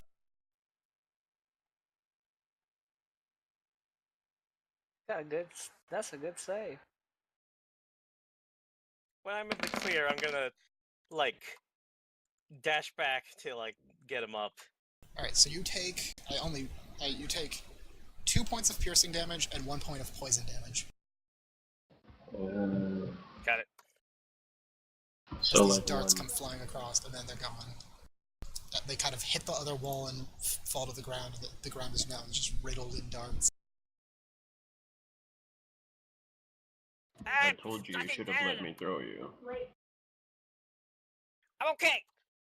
Gabby, grab my hand. Yeah, you guys kind of see him launch into the darkness, and you hear a and then he comes back, I'm okay, but you see there's like 3 or 4 little darts Are you sticking up out okay, of his skin. Welburd? What was that sound? And when he comes back into the light, you can see it. He's got darts sticking out of him. Oh dear. What should I roll to get him up? Oh, he's already strong enough to hold himself there, so you could just give him an assist and kind of help him get the little bit of leverage he needs. As he's pulling him out, I'm gonna run and do a jump, try and land next to him.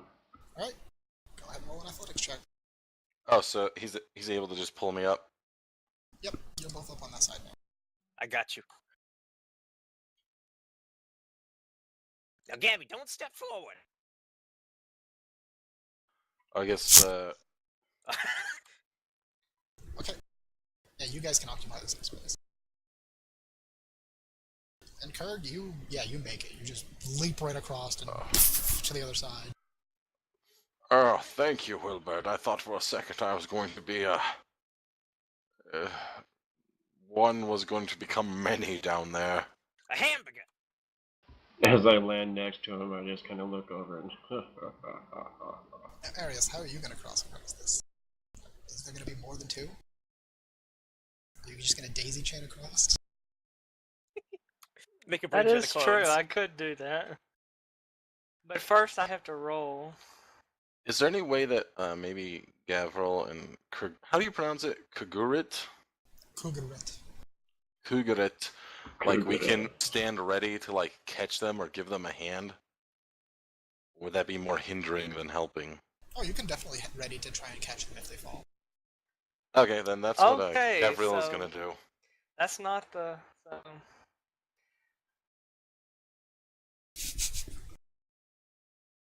So this one is jumping, and I'm going to do the. I am going to run and jump with this one.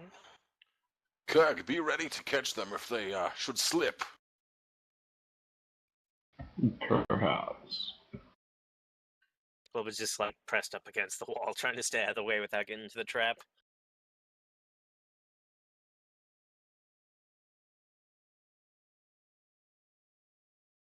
Did the So darts this one- fly out from? The darts fly out from only one wall.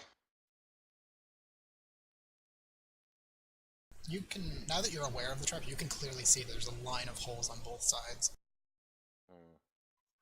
Is there any way to give me some room? No.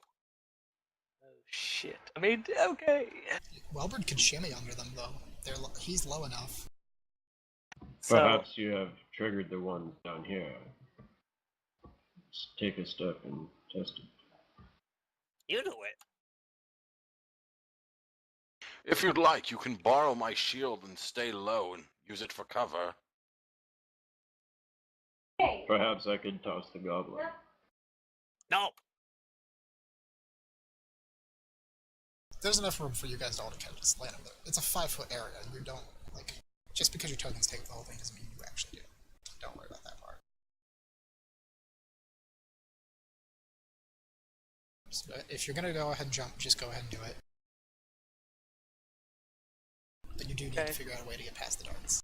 So this is me. So I'm gonna go do a front flip when I try to jump over this. Of course, gotta do a flourish. Alright, so that'd be an acrobatics check.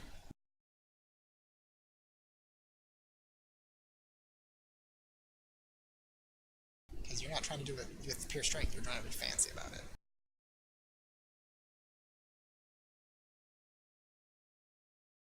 And you clear it. Haha! One of the two brothers does a front flip and just pirouettes right over the thing, practically. And lands on the other side. Well Alf? done, Grigory's brother. Now And that he does I'm a bow. I'm safe across. Now I will bring my friend, brother. Did he Yeah, ma- yeah. Did he mention what his twin brother's name is? Nope. Nope.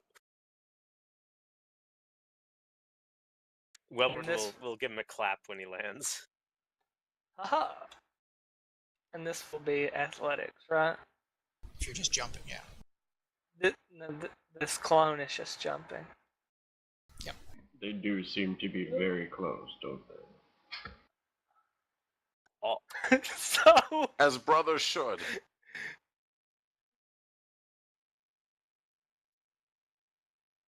Oh, oh fail. shit! There goes the clone. No! So I mean, I clone! was ready to try to grab someone. Can I do a roll or Yeah, you can try. was it athletics? Yeah, because it's a grapple check.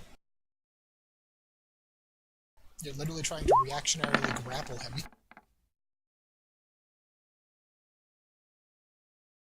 Oh, you don't have the spell up there. That works then.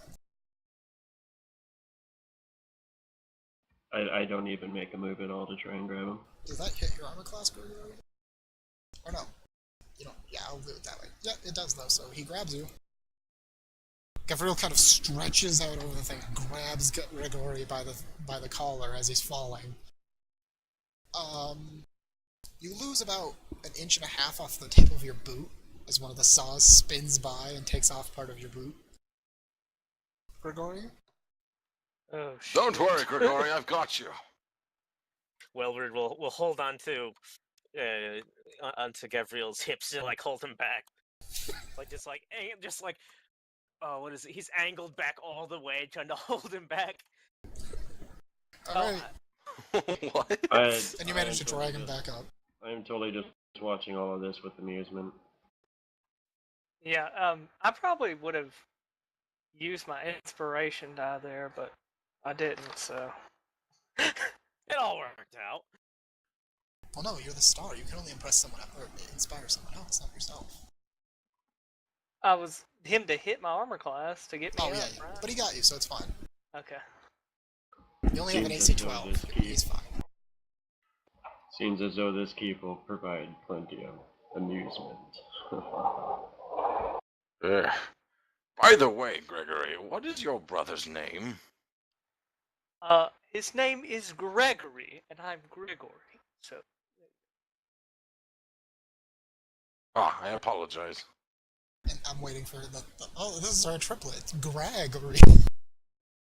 No, the triplet's Craig. Just Craig. Jeffrey. Jeffers! Alright. His name is Bob. Bob the Dark Twin. His name is Doodoo. He's the normal one. I love that that's what freaking Tech went with for his pet. Yeah. My pet hyena's name is Doodoo. Well, we're all across. Alright, so how are you gonna get across this next hurdle? I will crawl under it. Alright. Okay. You're short enough, you don't have to make any kind of check. You can just shimmy right under. I guess hands and knees shimmy time. Oh, is that a statue? That is a statue covered in moss. So I count as a large creature. For sake of carrying and stuff, yes, but not for the sake of anything else. But you are very big. You're not going to be able to shimmy under this. What type of check is going to be for the shimmy?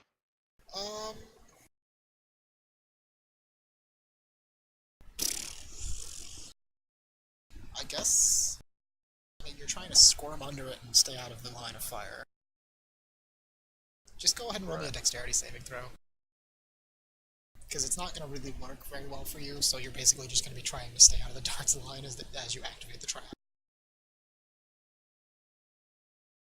Okay, I guess though, he'll still take out, like, he'll don his shield, Yeah. try to do something with that at least, if he can stop from the left or the right.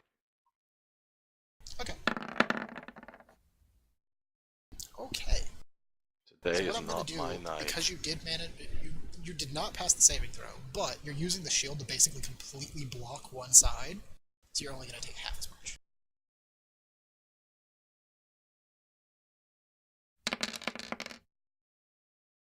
So you take 3 points of piercing damage and 2 points of poison damage.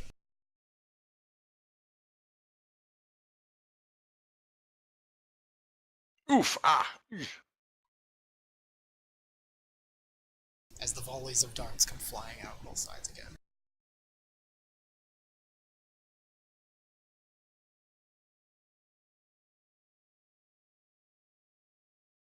That could have been a lot worse.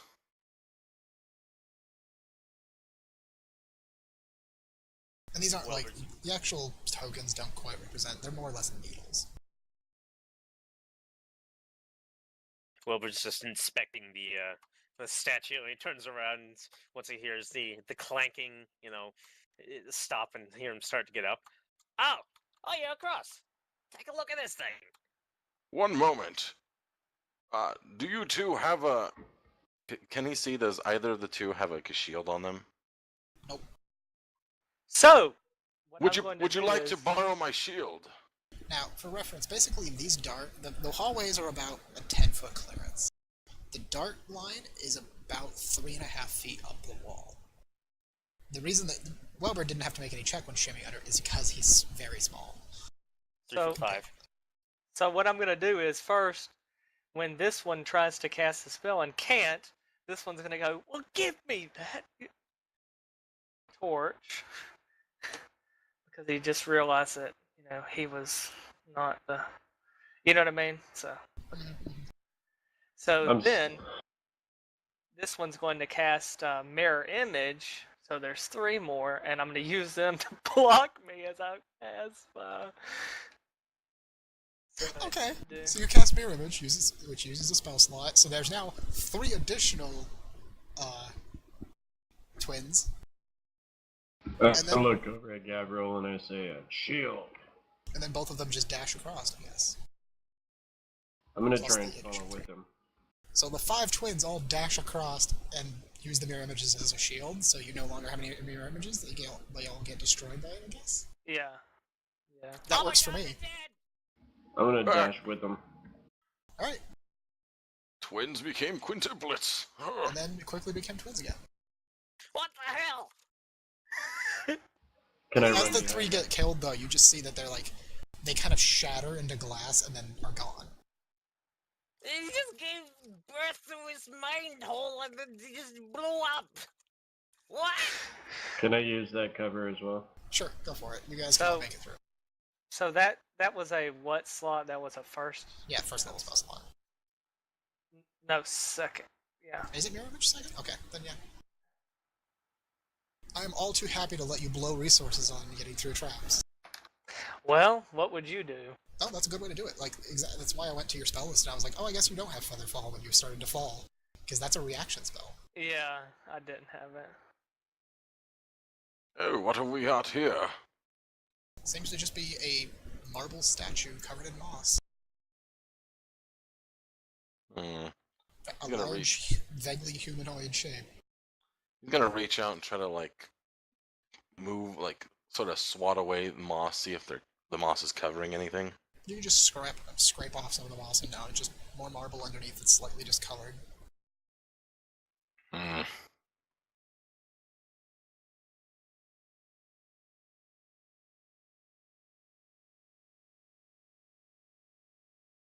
Well, that was a touch of excitement. Shall we continue? And ahead you can see now that there's a slight step up about 2.5 feet. And the floor becomes tiled. And you hear the slight hissing of steam. Mr. Twinsies, how you do that? Do what, little one? Like, make the other ones and make them go boom, bah! That's a trade secret. You know I can't disclose that. Maybe one day I'll teach you. Oh, I got a bunch of me. I bet Beans would love that.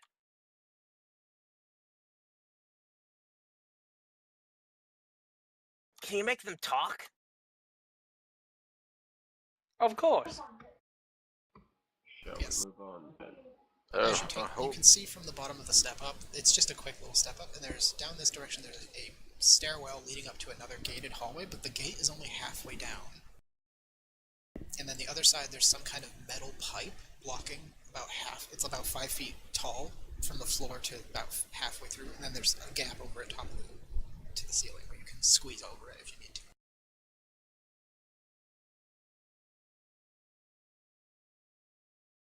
Seems to be some kind of large pipe going through the middle of the hallway, blocking half the hall. I will check Mr. Beep Boop. Mr. Beep Boop is pointing straight north now. Mr. Beep Boop says go up. But this, like I said, there is a iron gate here, but it's about only half dropped, so there is enough room for anybody to go under it. How? Can I try and push it up a little bit? Yeah, go ahead and make me a strength check. And you count as large for that, so you don't get any bonus to the roll, but you have the inherent ability to just lift more weight. Would it be athletics? I get a minute. Nope, you got it. That's fine. You straight up just and push it up with a big loud rattling sound of chain as the gate is pushed up into its housing again, and it locks into place. Oh. Let us check in here. Well, I can't say no to that. What do you think, brother? Well, maybe we should. Maybe we shouldn't. Oh, yes, let's go. I'll Yes, walk up to the edge Come of to the the... next room, and there's like a large garden area with a topiary of a bull in it.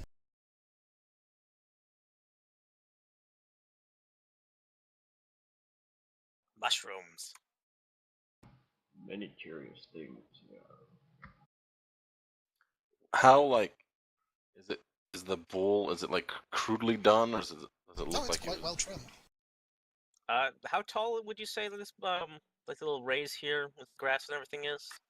Only about a foot. Can I see the bony buddy? Yeah. Oh, Gabby! You point right in there. It's a bony buddy. What? A bony buddy.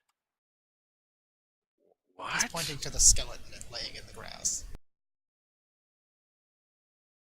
My word. I'll inspect the skeleton.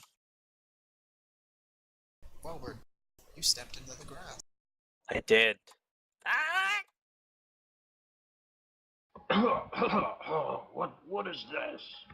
Yeah, Can- everyone roll me a con save, except the clone because they don't have they don't have to breathe. Am I in it? I'm in it. Everybody's in it. It's just I only had a token only so big, but yes, everybody's affected. It's a spore cloud. keep rolling so low tonight? Woo! Oh. What was that? Oh my god. Wow. We all did 4 awful. and 3. Is Wilbur like engulfed in this, or can I like Oh try yeah, to he's grab straight him up and in pull the him out? cloud. The rest of you are getting the spores. He's in the cloud.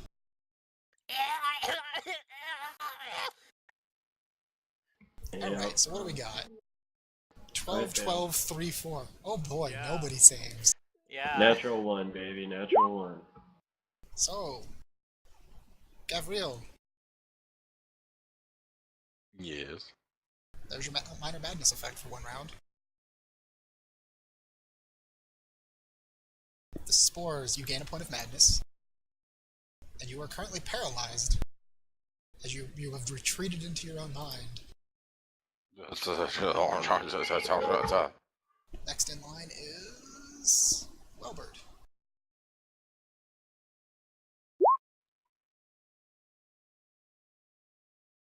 Oh no. Shit. So the source of your fear is the spore cloud. Ah! Which direction you decide to run is up to you, but you have to full bore run directly Can away I from try it. and, So you would probably actually go north. since I have Sentinel, can I try and grab him on the way by?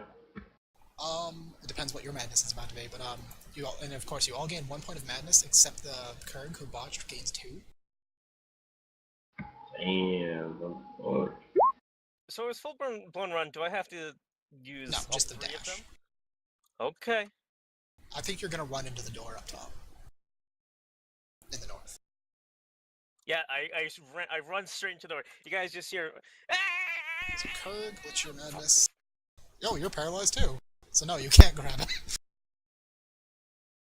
See, You both have you retreated just into hear- your minds for a round, and then Grigory is the last one.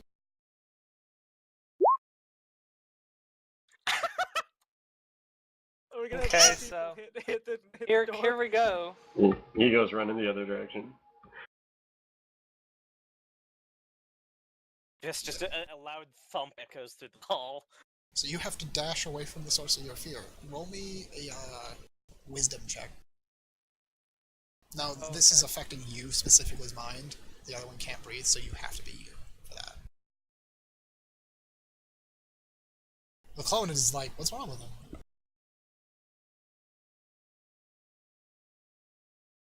Okay, you remember to hold on to the torch when you run.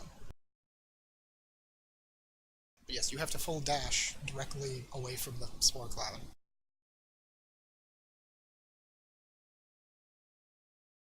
which a dash is 60 feet. So you basically run to the behind this safe in the next room that you didn't even know was there. And are hiding behind it now. And then the madnesses end. And the spore cloud recedes. What are you doing? The Is that guy's ancients, gonna they go? speak to me. Yes, I can hear them. My head. Ugh. Should I roll a con save to see if Welburd like hit his head and knocked himself out in the door? You can roll whatever you want to do. If you want Can to do he that, go wake for it. them up? Can the clone wake people up? No, they come out of it Like a eventually, tree. like after 6 seconds. It's just that first initial, like, they're just sitting there kind of drooling. Then he's going to get the other, his brother.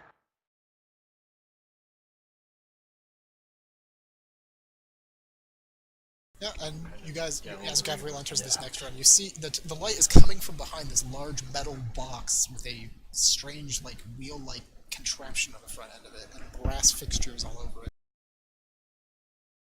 As he's hiding behind it, and it's up on a raised pedestal.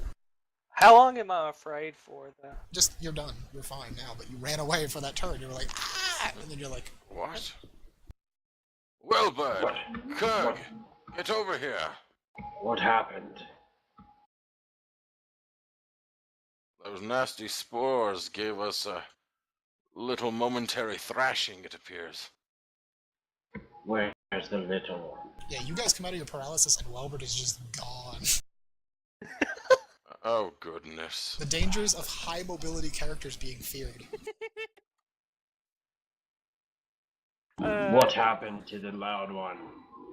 Well, Welbur's just gonna be like sitting in the corner between the wall and the door, You're just gonna kinda stay there? catching Okay. his breath. Yeah, for Alright. a moment. So yeah, you guys are like, you don't know where he went at all. But you found this strange box. Gavril's What gonna the- like call out to him like, Welburd! Does it look like anything I've ever seen before? And yeah, you can hear it echoing, Welburd. Hey! Where did you Damn run it. off to, you little get? Also, because you're running with no caution, go ahead and take...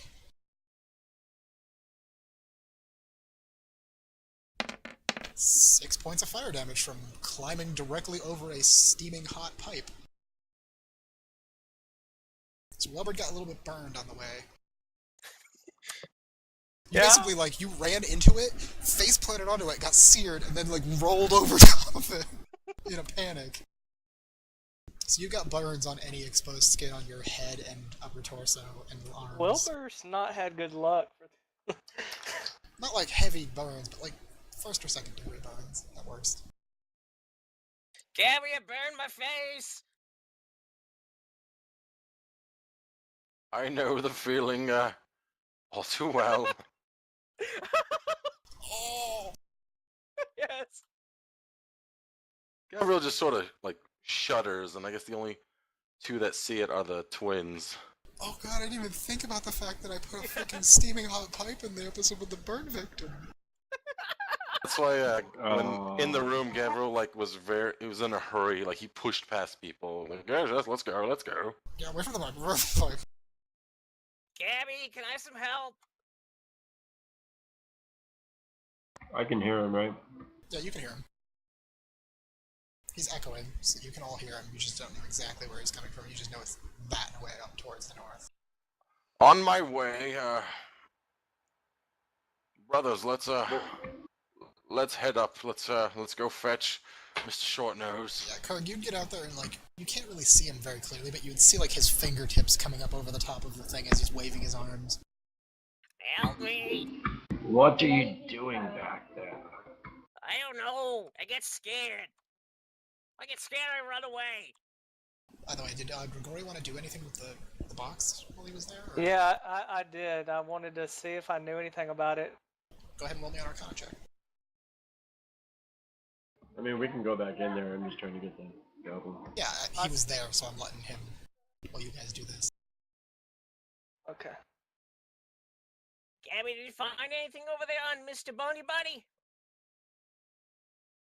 I'm not going near your bony buddy. Into for reference, that skeleton in there looks like it's been burned, like, severely. I'm not touching that.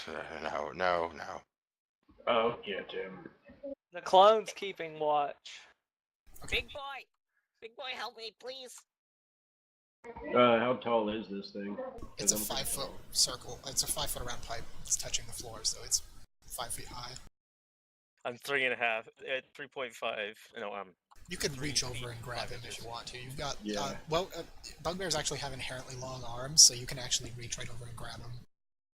I just walk up to the pipe and just reach over and just grab him by the scruff of his neck and just yank him over the pipe. You don't even need a strength check to pick him up. He's nothing to you. Whoa! Even with all his gear, he probably still weighs less than your armor. I gotta give him a little bit of a shake and I say, "Are you sure I can throw you?" Please no. Alright, Grigory. You can tell that this machinery and this box is some form of treasure or loot box of some format used to safeguard something. Like, it's got some kind of complex locking mechanism. But you've never seen one with the exact styling design of it? What do you think, Gregory? Well, I think you're right. That's exactly what it is. I think so too. Well, Welburd, eventually, if you want to make your way back in here. He's gonna come back here to investigate the Bunny Buddy. Okay, so you're gonna just kind of prod at it, I guess? goblin loot chest in here. Ding, Ah, ding, ding. gold! He was about Gold? to, like, poke at it, and then he's just like, ah! Both of the clones say that at once. Asymmetrical. I'm gonna full tilt run into there. Okay, you see this and you immediately know what it is. You see it, you look at your rifle and you go, oh boy! Oh, mine? I'll open it. We're all actively watching him this time. Alright, so how are you gonna try and open it this time? Well, I will first, can I investigate it for any obvious, like... Yeah. Last time we had, when I tried to open it, something activated. This time I'm gonna check. Do you want me to help him investigate since I've looked at it? You can Can go I ahead do and, that? yes, yeah, if you want to help him, you can give him advantage. Should that be Okay, I'll investigation or help him. perception? Investigation.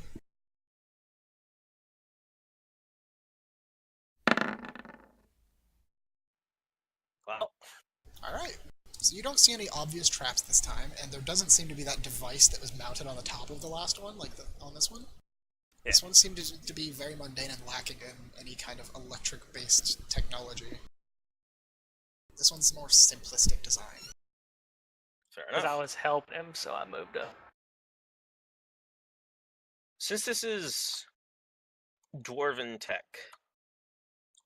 would I be able to use the use of Tinker's tools on it? Yes. I'll use that to help me open it up. Okay, so basically you're trying to instead of like a normal a sleight of hand or whatever, or using thieves' tools where you'd be picking the lock or cracking the safe, you're literally using Tinker's tools to take the mechanism apart. Yeah. You're taking apart the safe locking mechanism. So go ahead and roll me Tinker's tools using intelligence.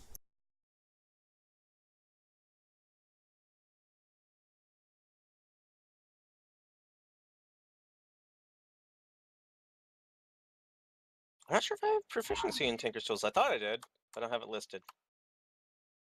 You should, because it came with your class. Yeah, so I'll have to add that. I'll just roll it straight first. So with With intelligence. proficiency, of course. Perhaps I should smash it. Oh, no. Last time that was a bad idea. Alright. You crack the safe open by literally removing the locking mechanism with your tools, which uses up a point of tools, of course.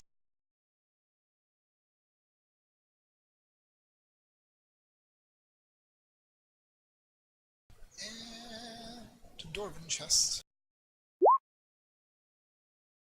Oh. So 5d12 coin. That's not all that's going to happen, but that's the Yeah. first part. 49 gold coins to split.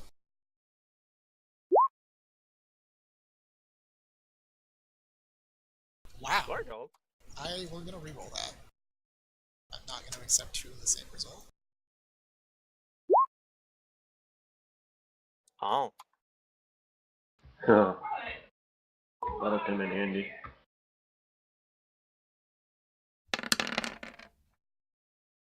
Five plus 2 versus goblinoid bullets.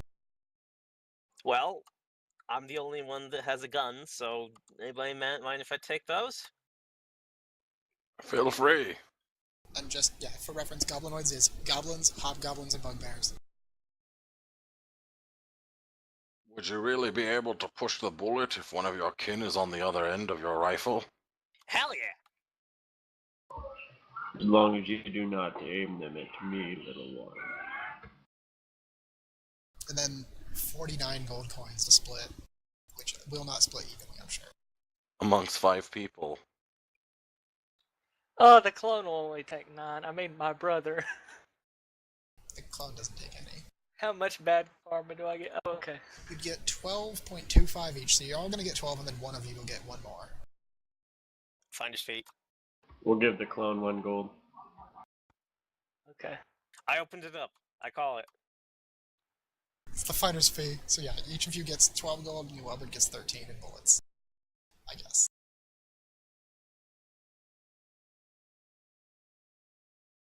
Alright. And there's your Dwarven chest. Alright.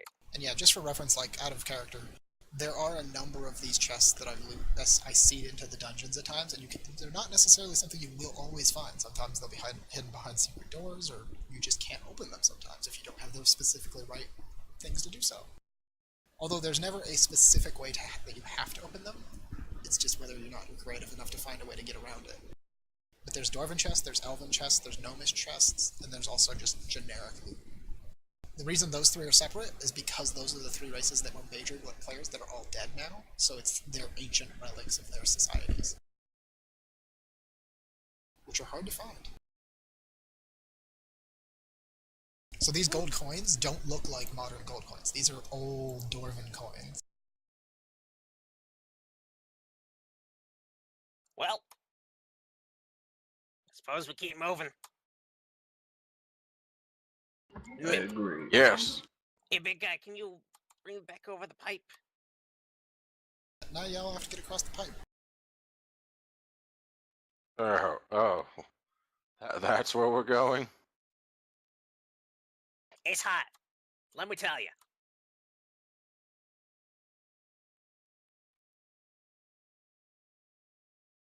Big boy, pass me over, please. I pick him up and I just toss him.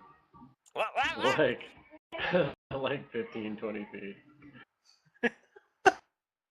I've been waiting to do that. Alright, give me an acrobatics check, Welburd.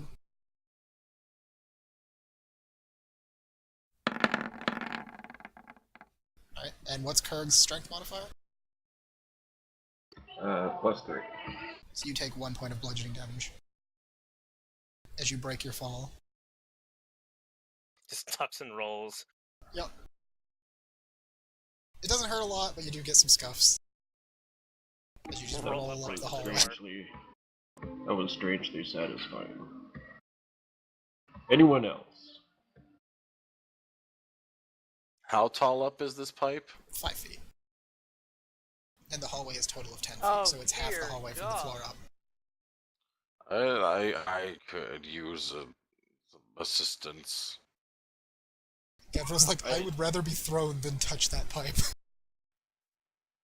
Okay. I actually clasp my hands together to do like the footstep kind of a thing for him.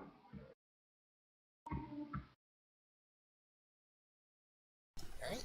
If you Are you want to go gonna- over them, that works. Go ahead and roll acrobatics with advantage. From that. Okay. So basically like making a stirrup with my hands, so you can like put a foot in and then I'll kind of lunge you over. I'm gonna inspect the door See if it's locked, etc. While we're doing this. Yep. Alright, Gavril, you Do clear I- it without actually touching it, so you do not gain a point of madness for touching something very hot.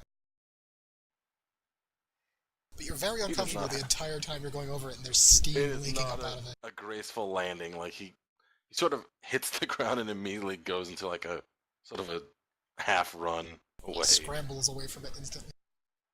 into the darkness. Yeah, if you want to roll investigate, go ahead, Welburd. That door is made of brass. Oh, Grigory, it is your turn. So seem- I rolled the dice. So Who's so I'm gonna do a flourish. I'm gonna just run, jump on his hands, and try to jump over it. Alright. Same as What do before, I roll? acrobatics with advantage.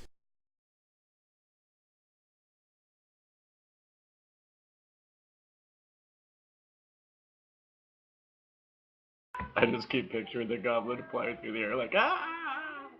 Oh! Nice.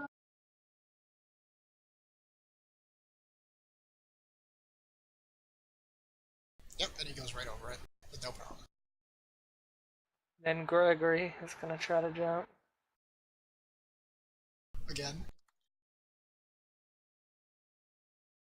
With you saying that, I'm imagining like Welburd in like a Mario game now, just like all the sounds, and just flying through the air. Super Welburd Brothers. Did that count for one of my flourishes? Or did only the other one count? I would say you get one per session. Okay, okay. So you need to do it in 3 separate sessions. Oh. Is that good enough? That clears it. Alright, so the brothers are across. Kurg's the only one that's gonna have a bit of more So- trouble getting across because there's only a 10-foot clearance and he's big. Yeah, I mean, I pretty much gotta straddle this thing, right? Yeah, you pretty much have to straddle it. Dude, just double jump. Can I do I? not wish to singe my nut. Well, if he jumps, he's 8 feet tall. It's a 10-foot ceiling. Dolphin dive. Yeah, Yeah, I was say, gonna if he say. actually jumps, he goes. He could dolphin dive over it. Yeah. I'm gonna do the most graceful / ungraceful dolphin dive ever. So yep, you gotta try acrobatics, which is not your forte.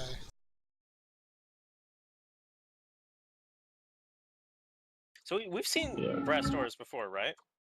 Ones that Once. were like electrified. They want electrified now. That would be copper more so.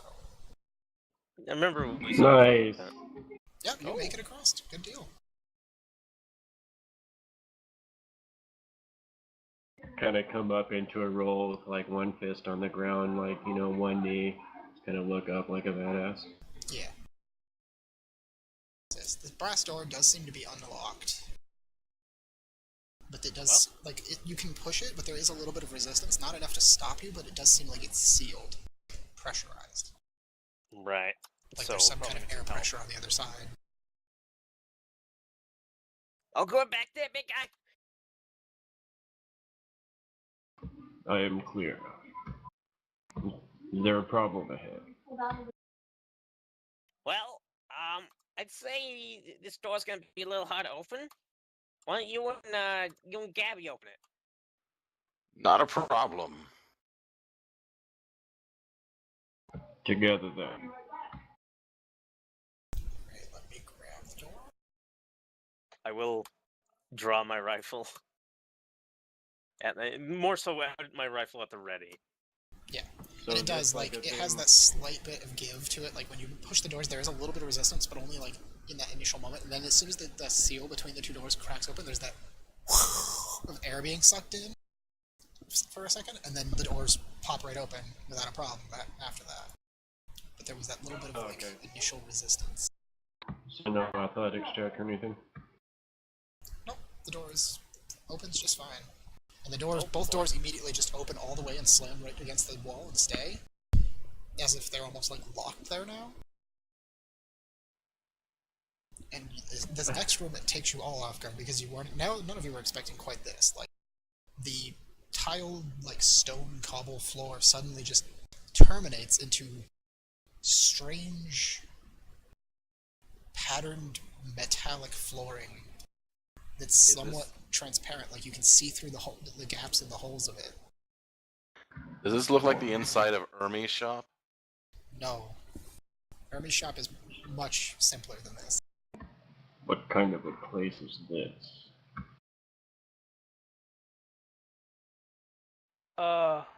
Where did you just... You went outside the wall. And why did you shrink? Your token's all shrink. Stop moving. What is happening? Where is your character now? Did you just disappear again? Off to the south. Yeah, I went through the wall. Torchbearer, where'd you go? I deleted him because he shrunk and I can't redo his size correctly. Okay, where is the other... I can't see him. No, like, where are you? I've over to the right of where I can't see my character anymore. He's gone. Well, we're one party member down now. I would Hopefully just that scoop was the the whole clone. map if it weren't for the fact that I have the doors on the Oh, you're way back in the entrance. That's okay. I'll bring a new token back in so it will be resized properly and you'll be set. Yeah, I'm gonna I'll need put a in new new torch torch as well. too. Yeah. By the way, I don't think we can actually see Khurguuret's health bar and everything. No, you can't. None of you can see each other's health bars. I can see the twins and Wilburds. Yeah. Well, the twin doesn't matter, but I forgot to reset it then.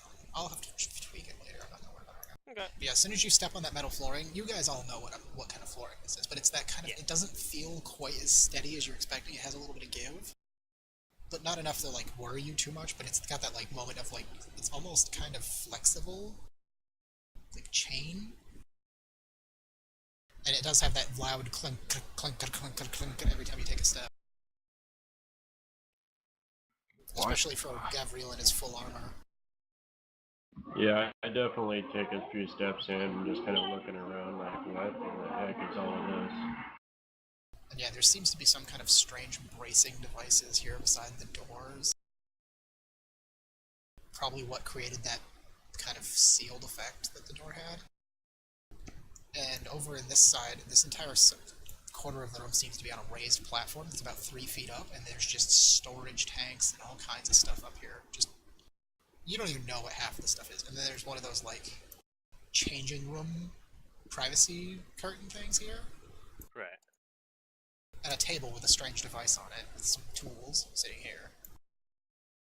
And then off in this corner of the room, you can all see this device that's illuminating the room and with a strange green glow coming from some kind of glass container with lightning just shooting across from these big coils on each side of it. And a big, like, contraption mounted on the front end of it that seems to be some kind of control panel. Oh. Well. Yeah, the minute you all step in here, especially Kurg, because he's furry, there's this static cling in the room and your fur all kinds of raises up. So I'm like a fluff ball. A little bit. Would I be able to roll, say, history to try to identify some of this stuff? Yeah. You could probably even try to turn some, like, the strange machine on the table on if you wanted to. Yeah. And you do see another smaller version of that safe that you saw before, but it seems to be open already. Right. Would I get any sort of advantage for the history? Yeah, go ahead.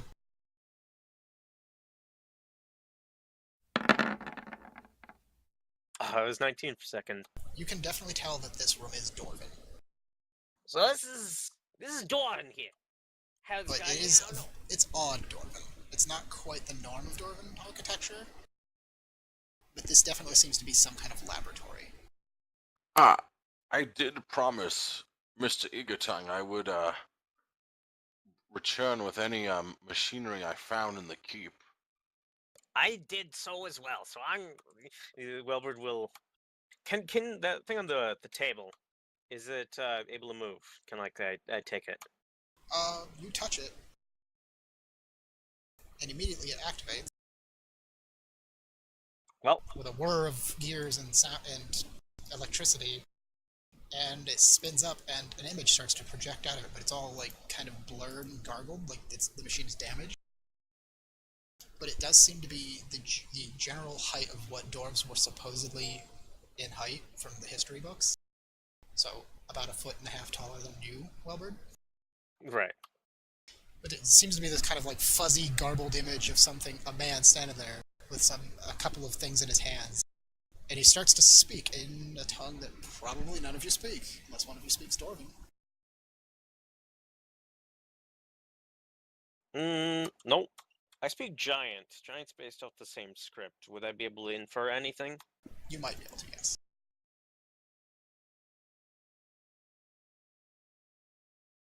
Does anybody else have Dwarvish in their language list?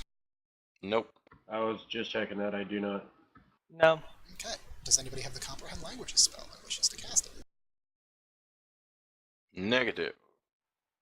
No, I I don't. always forget I have spells.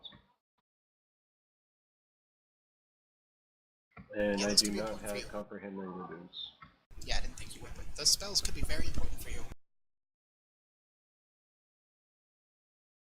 Alright. So none of you understand it, but it's speaking, and like it seems like it's not really getting through anyway, so even if you did understand it, it wouldn't really be clear, but it's very like every time the image kind of twitches a little bit, this projected image, it almost looks like a mirror image. It twitches, and whenever it twitches, all of the language gets like garbled and staticky, so that you're only getting every like third or fourth word. But the only word that jumps out to you, Welburd, that you can understand in Giantish, because the Giants probably learned it from the dwarves, is galvanic. I do know Giantish as well. Galvanic. Galvanic. I understand Giantish as well. Oh, then you can understand galvanic as well. What does it mean? Storm manipulation. It would be the literal translation. Storm caller, storm herder. Okay. Storm herder. Like, giant language is very crude, so storm herder probably sounds about like what they would call it. Does this stuff up here any kind of arcane, or is it? Oh yeah. I mean, it's glowing and it's shooting lightning between it and sparking, and there's a glowing glass tube with liquid inside of it that's bubbling. And I'm gonna do a Arcana. See if Yeah. I know anything. Perhaps if we toss the goblin in there. Please No. But these electrical discharges that are coming out of it seem to all be kind of arcing together.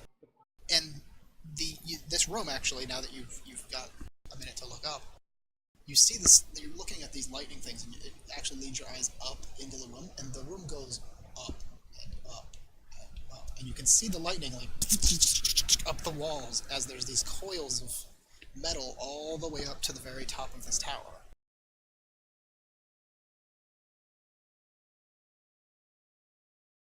And the lightning is carrying, so you can actually see the lightning sparking all the way up, so it gives you that flashes of light all the way up, like 100 feet to the top of the spire.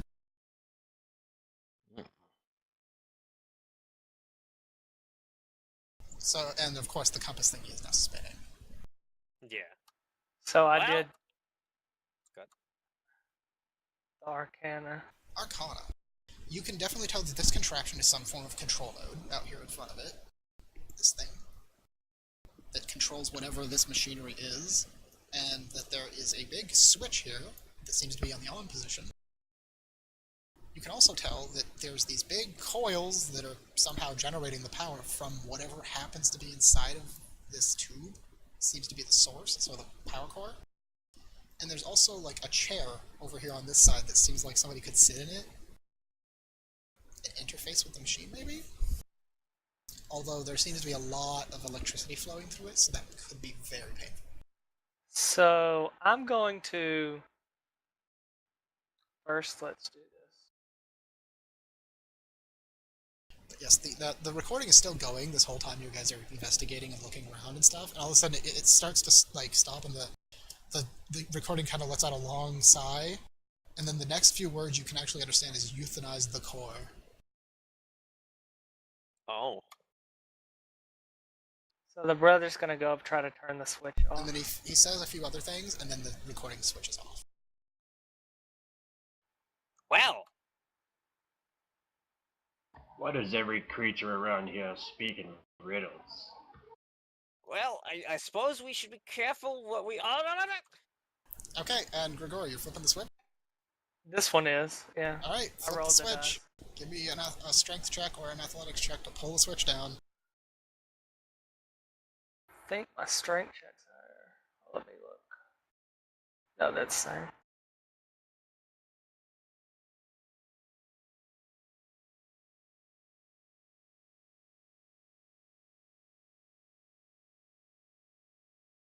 Alright, 1 sec.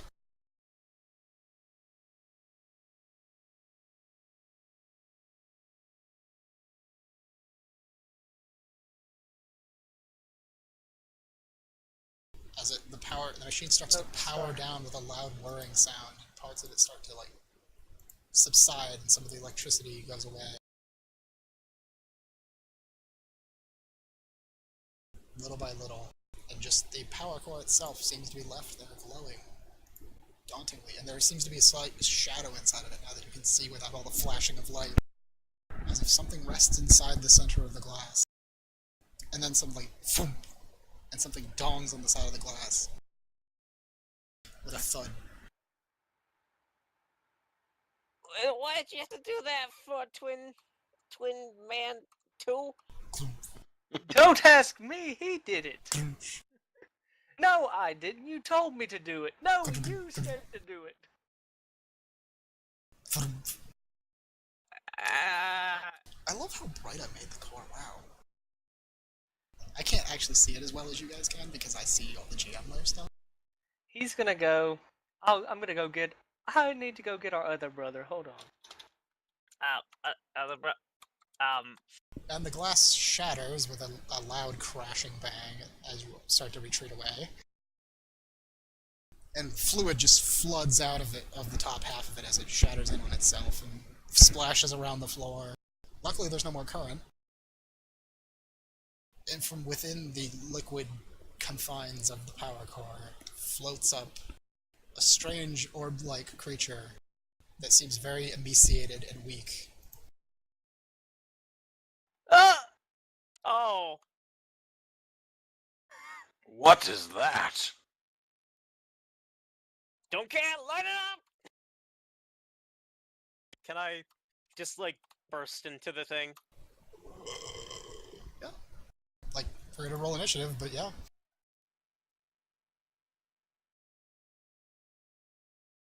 Let's see, initiative. So everybody go ahead and roll initiative. You have released the power core. What have you done? We were supposed to shut it off. Did you botch your initiative? No. Finally, something to smash.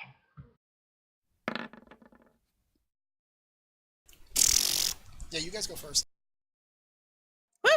So is this thing just floating there? Like, what is it doing in the It air? floated up out of the water, kind of looked around, and it's these like tentacle-like stalks all kind of writhe around at it, and then all of a sudden this central eye slowly opens up and looks at you all. The eye's kind of lazily like glaring around looking for something, and each of the stalks also opens up and has another eye of a different color. And it's just looking around the room, and it doesn't seem to see whatever it's looking for. And then it just kind of starts to try to speak with this large gaping maw filled with teeth. But all that comes out is this like crackled... all that comes out are the kind of sounds Gavril made for the first couple years after his incident. So it's just that like... Shade. The shade is Creature! gone. Creature, are you friend or foe? Can you not see? I can see. I don't know what I'm looking at. And then It speaks in deep speech. If anybody speaks that. Is it a cousin of? Is it a cousin of Celestial? No. Nope. Is it anything like Orcish? No. Deep speak is the language of the outsiders and abyssals. Surely it's near halfling. Oh, It's gotta be close. Yeah, you know those halflings, they're outsiders. Sylvan could be Fae. Alright, so nobody understands exactly what it says except one word that is not in deep speech, which is dwarf. Dwarf. And then it's, you guys won the initiative, so if all you want to do is, like, some of you were talking, but is anybody else actually going to try and do anything before this thing gets Yeah, started? I'm his gonna turn do first. something. Yeah, whose turn is it? It's whoever's turn. No, the initiative works differently in Ashwell, for those that don't know. In Ashwell, you roll by your initiatives as a group are all averaged together, and each side has one initiative score, and then it just goes back and forth. You guys won. So you all get a turn simultaneously as a group. Then it goes. Okay. Well, I just say another speaker of riddles, and then I just charge him with my sword. Okay. And when, by the way, when it's speaking, it it doesn't hurt your head, but it makes you feel uncomfortable. Like, when it's talking in this language that you don't understand, it feels like there's something crawling around underneath your skin inside your head. Would this count as a surprise attack at all? No. It knows you're there, you know it's there, nobody wants a surprise. I moved and did another clone. Okay. I will grab you the clock. I rolled a 12 again. Well, I put the core on the wrong side of the map screen. I'm gonna pop out the core. That makes it easier. This So where do doesn't you want the count clone? as... Right beside you? Yeah. And they both have great swords. Alright, and another This 12. is Damn. an aberration, right? Yes. I was hoping I could get an additional 1d8 with my Divine Smite. But yes, it is an aberration. So I am going to use, on my first attack, I'm going to use Guided Strike with Divine Smite. Alright. make sure to move in. Yeah, you don't declare smites until after you hit. So go ahead and move up, and you expend your Channel Divinity, use Guided Strike, which gives you a +10 on the attack roll. So move up into range, which for you is 10 feet. Because you have automatic reach on all weapons because you're a bugbear. Damn right I do. Alright, and then you can just click the weapon to attack with it, which is the, yeah. No, just add 10 to that, right? Yep, so you'll get a 31. You hit. You hit a lot. I hit him lots. Alright, so now if you want to, you can declare that you're going to use a Divine Smite and roll that as well.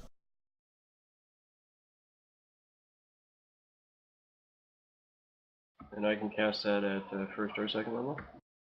Yep. I cast it at level 2. So it uses a second level spell slot. Damn.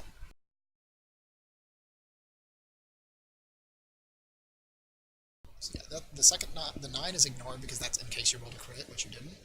So you got a total of 11, Okay. 15, 27.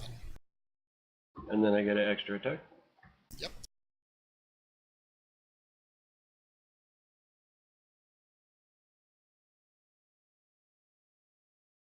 That hits as well. Another 10 points. And for my bonus action, I am going to enter a defensive stance with my Tunnel Fighter. What was that? I'm going to enter a defensive stance with my Tunnel Fighter with my bonus action. So now you can take attacks of opportunity without spending your reaction. I'll go.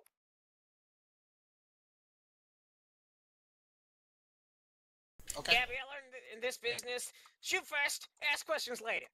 That's how the Ashwell works. And I'm going to run away. Then shoot.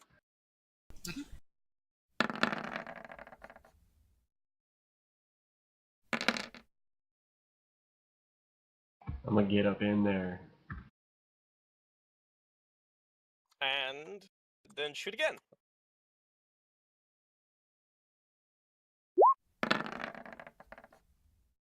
Does an 18 hit? Yes.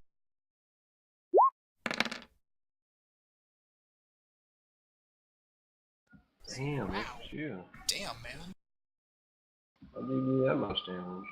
Then I'll run over here and hide behind the blinds. Ah, you rolled an 8 and a 7. No wonder you did so much damage. Do the clones attack the first turn they come in? Or do they? The clones, yeah. They can't attack. Well, you used your action to do that this turn, so you're done.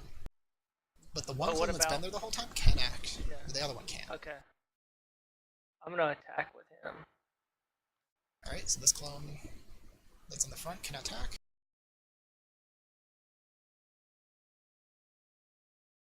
I keep accidentally moving it. So you move up to the edge of the glass where it's broken and stuff and then swing at him.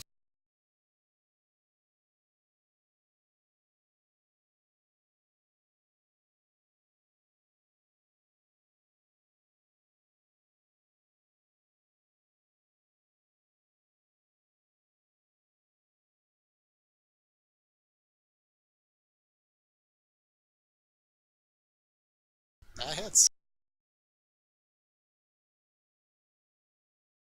You guys are getting good rolls.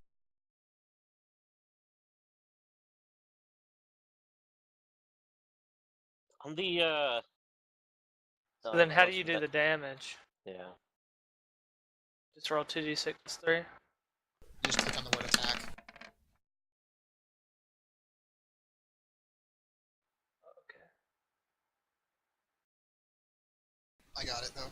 So you did 11. Alright.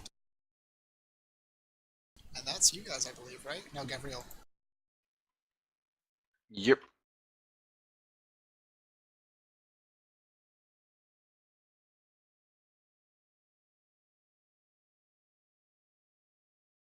Get him, Gabby.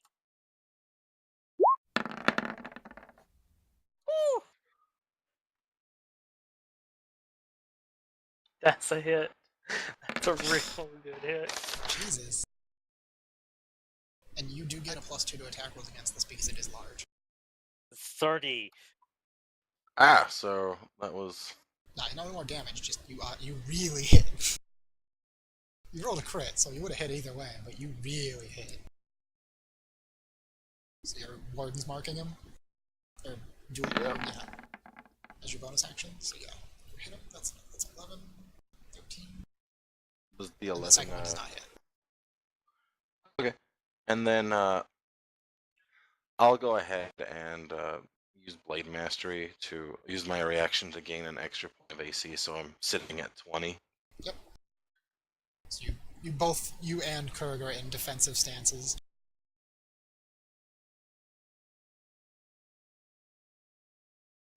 And Alright, that is it. now it's time for the core to go. Bum bum. I'm hiding. It's gonna go ahead and bite at somebody. And of course, yeah, Welburd's all the way over there. That'll hit the clone. It does 10 points of piercing to the clone as it bites him.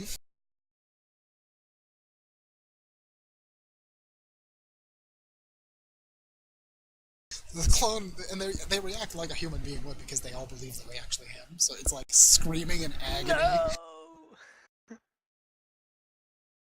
as a part of its body is now inside of this thing's mouth. And then, oh boy, so there are 6 of you? 6 of you.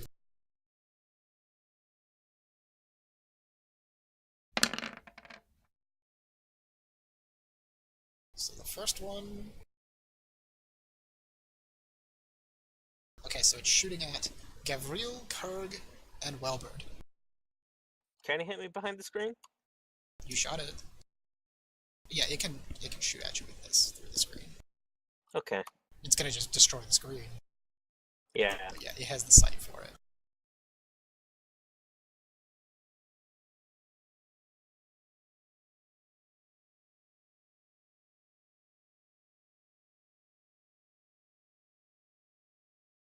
Let's see.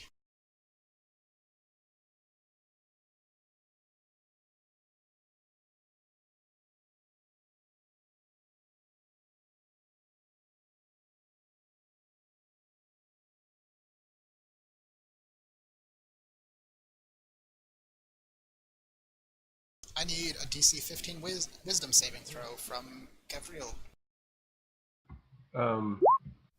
When that thing just did a physical Hoo-ah! attack at one of the clone, right? It did not target you, it attacked the clone. Yeah, but it's not within 5 feet of me though. Damn it. Okay. You got a 16? Wait, the clone is within 5 feet of you. It's right beside you. No, the other one isn't. He's Yeah, further the away. one that got attacked. I have an automatic reaction, but the creature being attacked has to be within 5 feet of me. Oh, okay. Does Gabriel ward off the psychic attack? Yes, you start to feel drowsy as this beam shoots out of one of its eye stalks and hits you, but you don't fall asleep. So what am I rolling? I'm sorry. Then Khurg is doing a wisdom saving throw as well. Alright. Khurg, you start to feel very, your perception goes all wonky for a second, but you shake it off as you resist the effects of a confusion ray. And then last but not least, Welburd, I need a charisma save. Oh boy, I'm here to disappoint.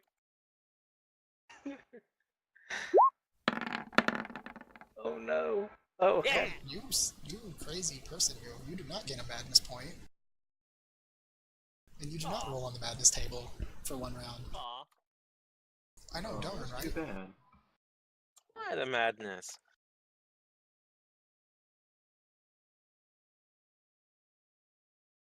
And last but not least, it's gonna shoot a line straight through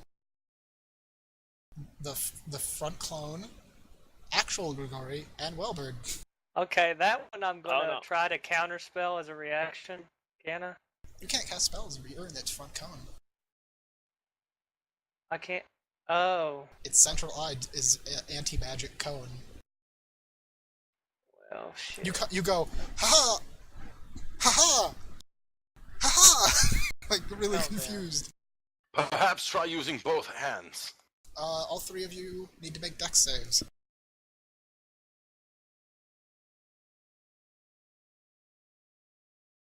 So it only hits the clone that it bit, or does it hit? Yeah, it hits the clone that it bit, and then you, and then Welburd. It's shooting a lightning bolt through that line. Okay, it's saving throw. Welbird's got What it. do I roll for its save? Dexterity save, so you just click your dexterity save button. And it has the same saves as you, so you just click it twice. Okay. That's what I was Just, asking. first one will be clone, second one will be you. So the clone fails.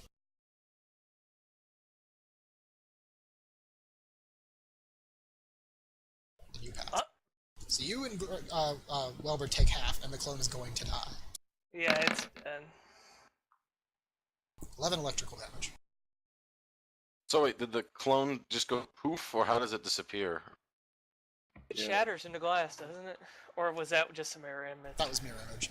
These ones just kind of he gets electrocuted, falls to the ground, makes a dramatic death speech, and then poofs into smoke. Did your brother just perish? Nah, What he'll is be back. this? Don't worry. Note to self, the shade is not good cover. So do we round up or down for the half damage? Always up. More devil magic. So yeah, you and Welburd both take 6 lightning damage, and the shade is now Yep. got a sizzling hole through it that's about a foot wide. Well, now I got something to shoot through. You do indeed. And that makes the power core done.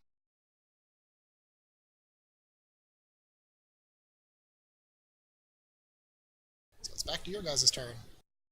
And yes, the core is currently facing directly forward, so that means Kurg, Gavril, Grigory, and Welburd cannot cast spells. Can I stand there, or is that like a pillar or something? Here, there's a Tesla coil there. So you can't What stand about the there. space just above it? You could move here. You could move right next to Gavril, or behind Gavril, or next. You have reach, so you can kind of move wherever you want to attack over there. It's fine, I never relied on spells to begin with. No, you don't have to worry about it. You don't even feel it, but Grigory's like, come on, man! So where So where can I move to hit? I have to go around? Can I go around the back? Yeah, kinda, like, unless you want to ranged attack it. Or you could move around to the side and try to cast spells somewhere outside of its eye. So I can't cast spells either. Nope. But you can still smite, because smite is not actually casting spell. I can get to there with 25. So I'm gonna do that, and we're both gonna hit it with the great sword. Alright, so who's doing what first? Okay. I have 2 attacks. I'm gonna take 2 attacks at him. I'm gonna put Divine Smite on the first one at level 1. Alright, let's see if you can hit first. I was gonna cast a spell this round, damn it. That does not hit. This thing kind of hovers up out of the way of the swing. Okay. So then I lose the Divine Smite, or does it just not go off because I missed? You don't trigger Divine Smite until you know if you hit or not, so you're fine. Okay. So you miss with the So- first so- attack, and then you can swing again. That one hits.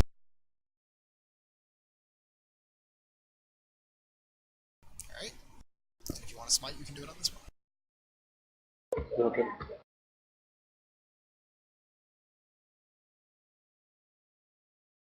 I had 11 points of damage getting in there. Alright. You guys got a Roll a 1 and a 2. really good first round on this thing, I gotta say. I was gonna compel it to a duel this round, but I can't do it. Ah, yeah. Alright, Grigory's. Alright, so... Sorry, wait, what? I was just gonna say I don't have anything in the way of bonus actions except for spells, right? That and entering your defensive stance. Okay. Do I have to redo that every round? Yeah. So, I'm actually gonna Shocking Grasp it. And the clone is gonna hit it, right? Because I'm not in the cone anymore. Correct. So I'm gonna Shocking Grasp. That does not Oh. hit. You botched a spell! Oh, yay! Yay! What does that mean? It's a cantrip, though. Every good thing. It's still a spell. Hooray! Casting spells and botching is my favorite thing. It is. You gain a point of madness as you accidentally tap into the pure chaos of magic. I do love that.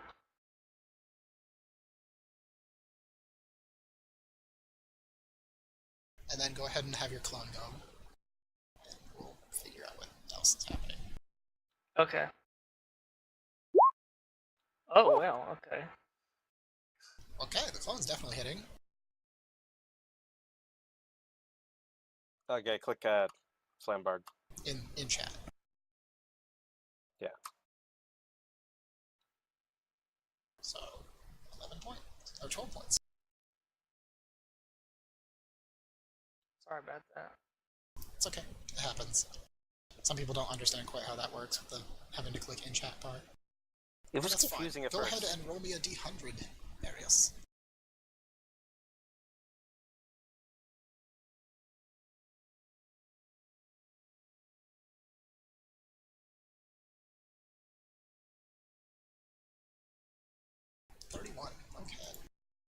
That's not the worst thing that could happen. It's definitely not good for you either.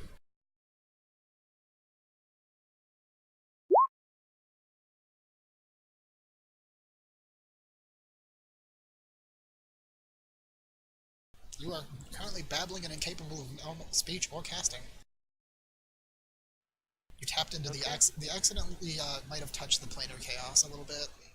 It made you a little crazy.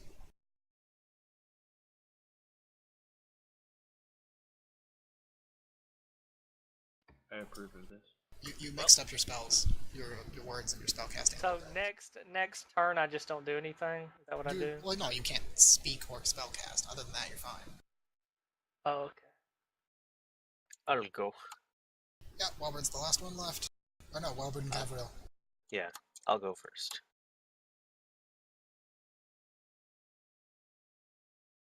Gonna go ahead and give another burst.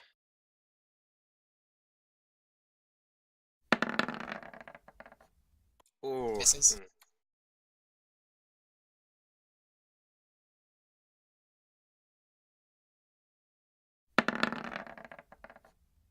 That hits There though.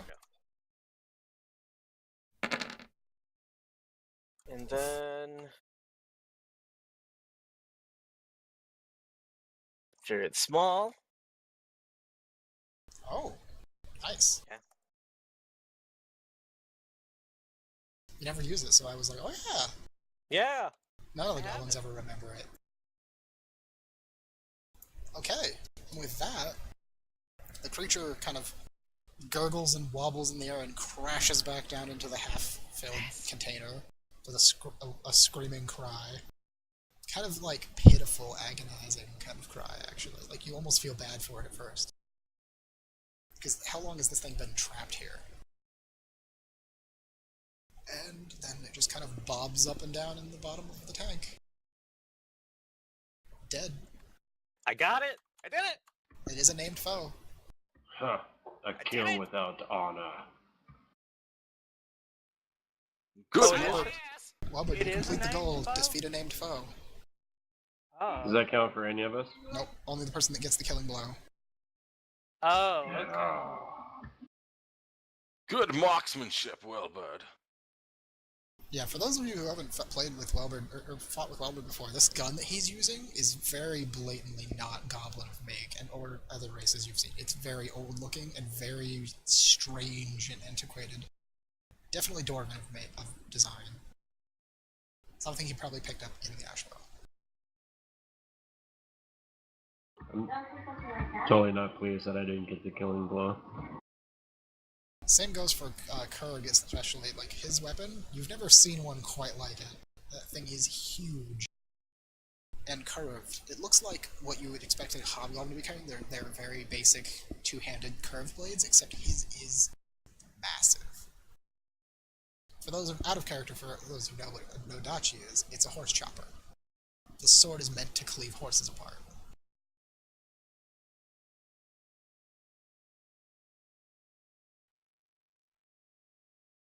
It works just as well on monsters. Indeed. Yes, Would the I- creature falls into the tank and bobs up and down, dead. Does this thing remind me of my very first venture into the Ashwell with the A much pickle larger jar? version of it, yes. It seems that the pickle jar got larger. What was in this safe? It's empty. Oh, okay. It's been opened previously, it looks like. Well, Gabby, do you think we could fish that thing out? What? Fish it out. Drag it back home. Bring it to the guild. Just think. What would you do with it? Do you wish to mate with it? None the Well, least. We'll never get its carcass back. Perhaps we should cut off its eye stalks. Yeah, cut That's its good, eyes too. off. No, wait. We could roll it back and use it and stuff the hole with it, so we don't have to jump over it. That is I won't. not a bad idea. If they're not taking one of the eye stalks, I want one. I was gonna take the ice. Yes. There are enough eye stalks that each of you can take 2. Is this just a light source, or is that That is an a light item? source. Is Seems it to be attached? faintly glowing blue, although it's starting to dim now that the power source has gone out. Well, I suppose it's time for me to try to scavenge this weather, like the what is it, the control panel. Yep. If you want to use Tinker's tools, Yeah, I'll do that. Was this thing attached, or is it just sitting on the desk? it's just sitting on there. It's just the moment that he touched it, it activated. Gavril's gonna take that to bring back to Emery. Okay. Or me, I mean. Ermi, yes. Standard roll or advantage? Standard roll. Got it. Okay. Yeah, you start to kind of dismantle parts and pull them out of the control device, rather. Probably the easiest part to get to and pull apart. And you fill up a bag with parts, and you'll say...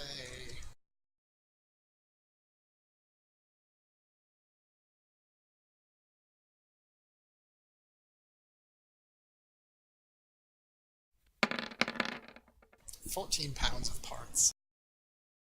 Is this an open doorway here? Nope, that is another iron barred gate. I'm gonna start investigating it for latches or locks or anything else. Okay, so you start to look around at it. You can go ahead and roll investigate if you want. Yeah, you guys literally you pounded that thing in the first round really hard. Yeah, there- I'm with- Is there anything else that can be scavenged from the that device? Oh yeah, there's a lot of it. I mean, there's also tons of stuff up here. Gavril's just gonna take this time to gather as much as he can for me. Yeah, What is that? I'll take all the stuff for the weather machine that I can, because that was my goal. Seems to be a mirror, like a dressing mirror kind of thing. I forget what the actual name for it is. The kind of thing you would expect to find in a woman's room for them to do their makeup and stuff. Kind of feel for Khurguuret, like if it isn't, treasure or some kind of a war trophy, he doesn't really give a crap about it.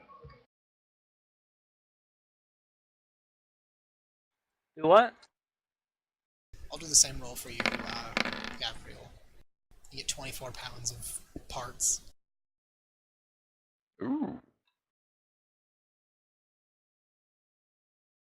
Makes sense, you're bigger, you take some of the bigger parts than Welburd can. When I finish with the weather machine, can I look through the tools, like stuff on the table and everything? On the table, yes, if you want to. Those are indeed Dwarven Tinker's tools. Ooh, yeah, I'll take those. All right. Perfect. I need a replacement. Yes, you gain a point of Tinker's tools, but also your kit is now, instead of from the regular tools, you have Dwarven Tinker's tools. Cool. Which gives you an additional +2 bonus when using Tinker's tools on Dwarven machinery.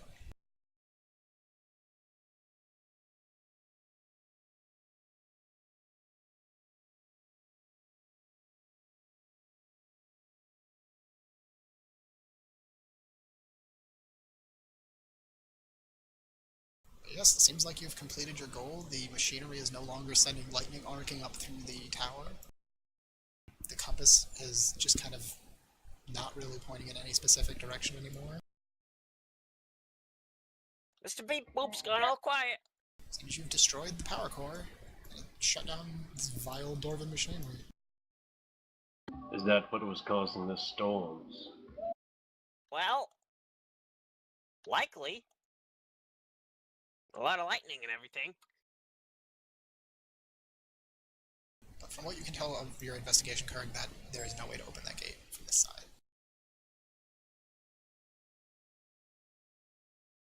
Okay. Yeah, we are actually going to be wrapping up because that was pretty much the quest. You guys are done, other than just looting and stuff. So if you want to head out, we can head you back to town. Is there anything that looks like we can take back in here? Gavril already took the machine off the table. There was nothing in the safe, so not really. Did you take all 6 eye stalks? Hey, I thought we were just getting 2. there's 2 I for just each of wrote you, down my 2. if you want to split them up. Can we take the big eye? Did somebody want to cut out the central eye? That's the big question. I do. Alright, Welburd's going to salvage the central eye. So yes, Welburd, roll, or put down that you have, each of you has 2 eye stalks, and then Welburd, you have the beholder's central eye.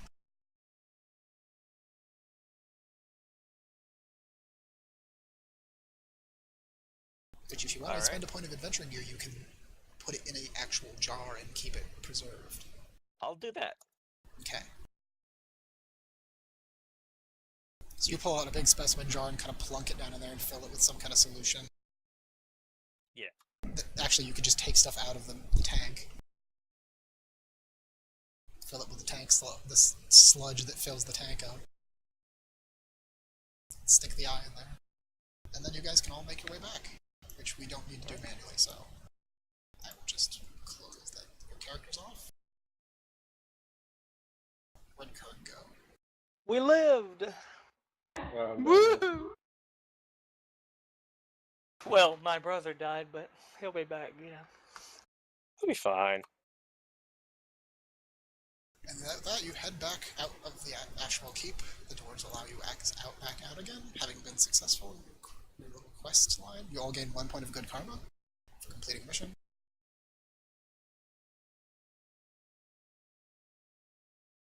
And from that, you all gain 25 gold from Ermi for completing the mission. And Gavril, you're just giving him the machine? Yeah, I'm gonna give him the machine and all the spare parts. Alright. So that was the machine and... Well, you give him the machine now, you can sell him the spare parts later. Yes. Now we're just wrapping up quest stuff. How much of a discount am I gonna get now from Ermi? We'll figure that out. Okay. No, because I'm giving him the machine parts part of the job board. Yeah, the job board thing, that's what I mean. We'll figure it out between. I don't want to take more time right now, since you need to get going soon. How much gold did we get from that chest? You all get 25 gold each. From the chest, we got 12 gold each. Yeah, 12 gold each for that. So you've got 37 gold total each. On top of whatever you had before. And Ermi's like super excited that you guys managed to decombobulate the thingamaboob and reverse the polarity of the Jubity job. All that stuff. And save the town from a terrible storm, which the clouds do seem to be starting to kind of die down around the keep now.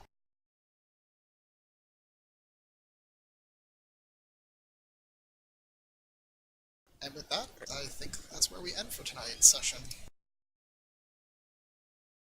Well, thanks for having us play, man. I hope you guys had fun. We'll do a little bit of a closing up here.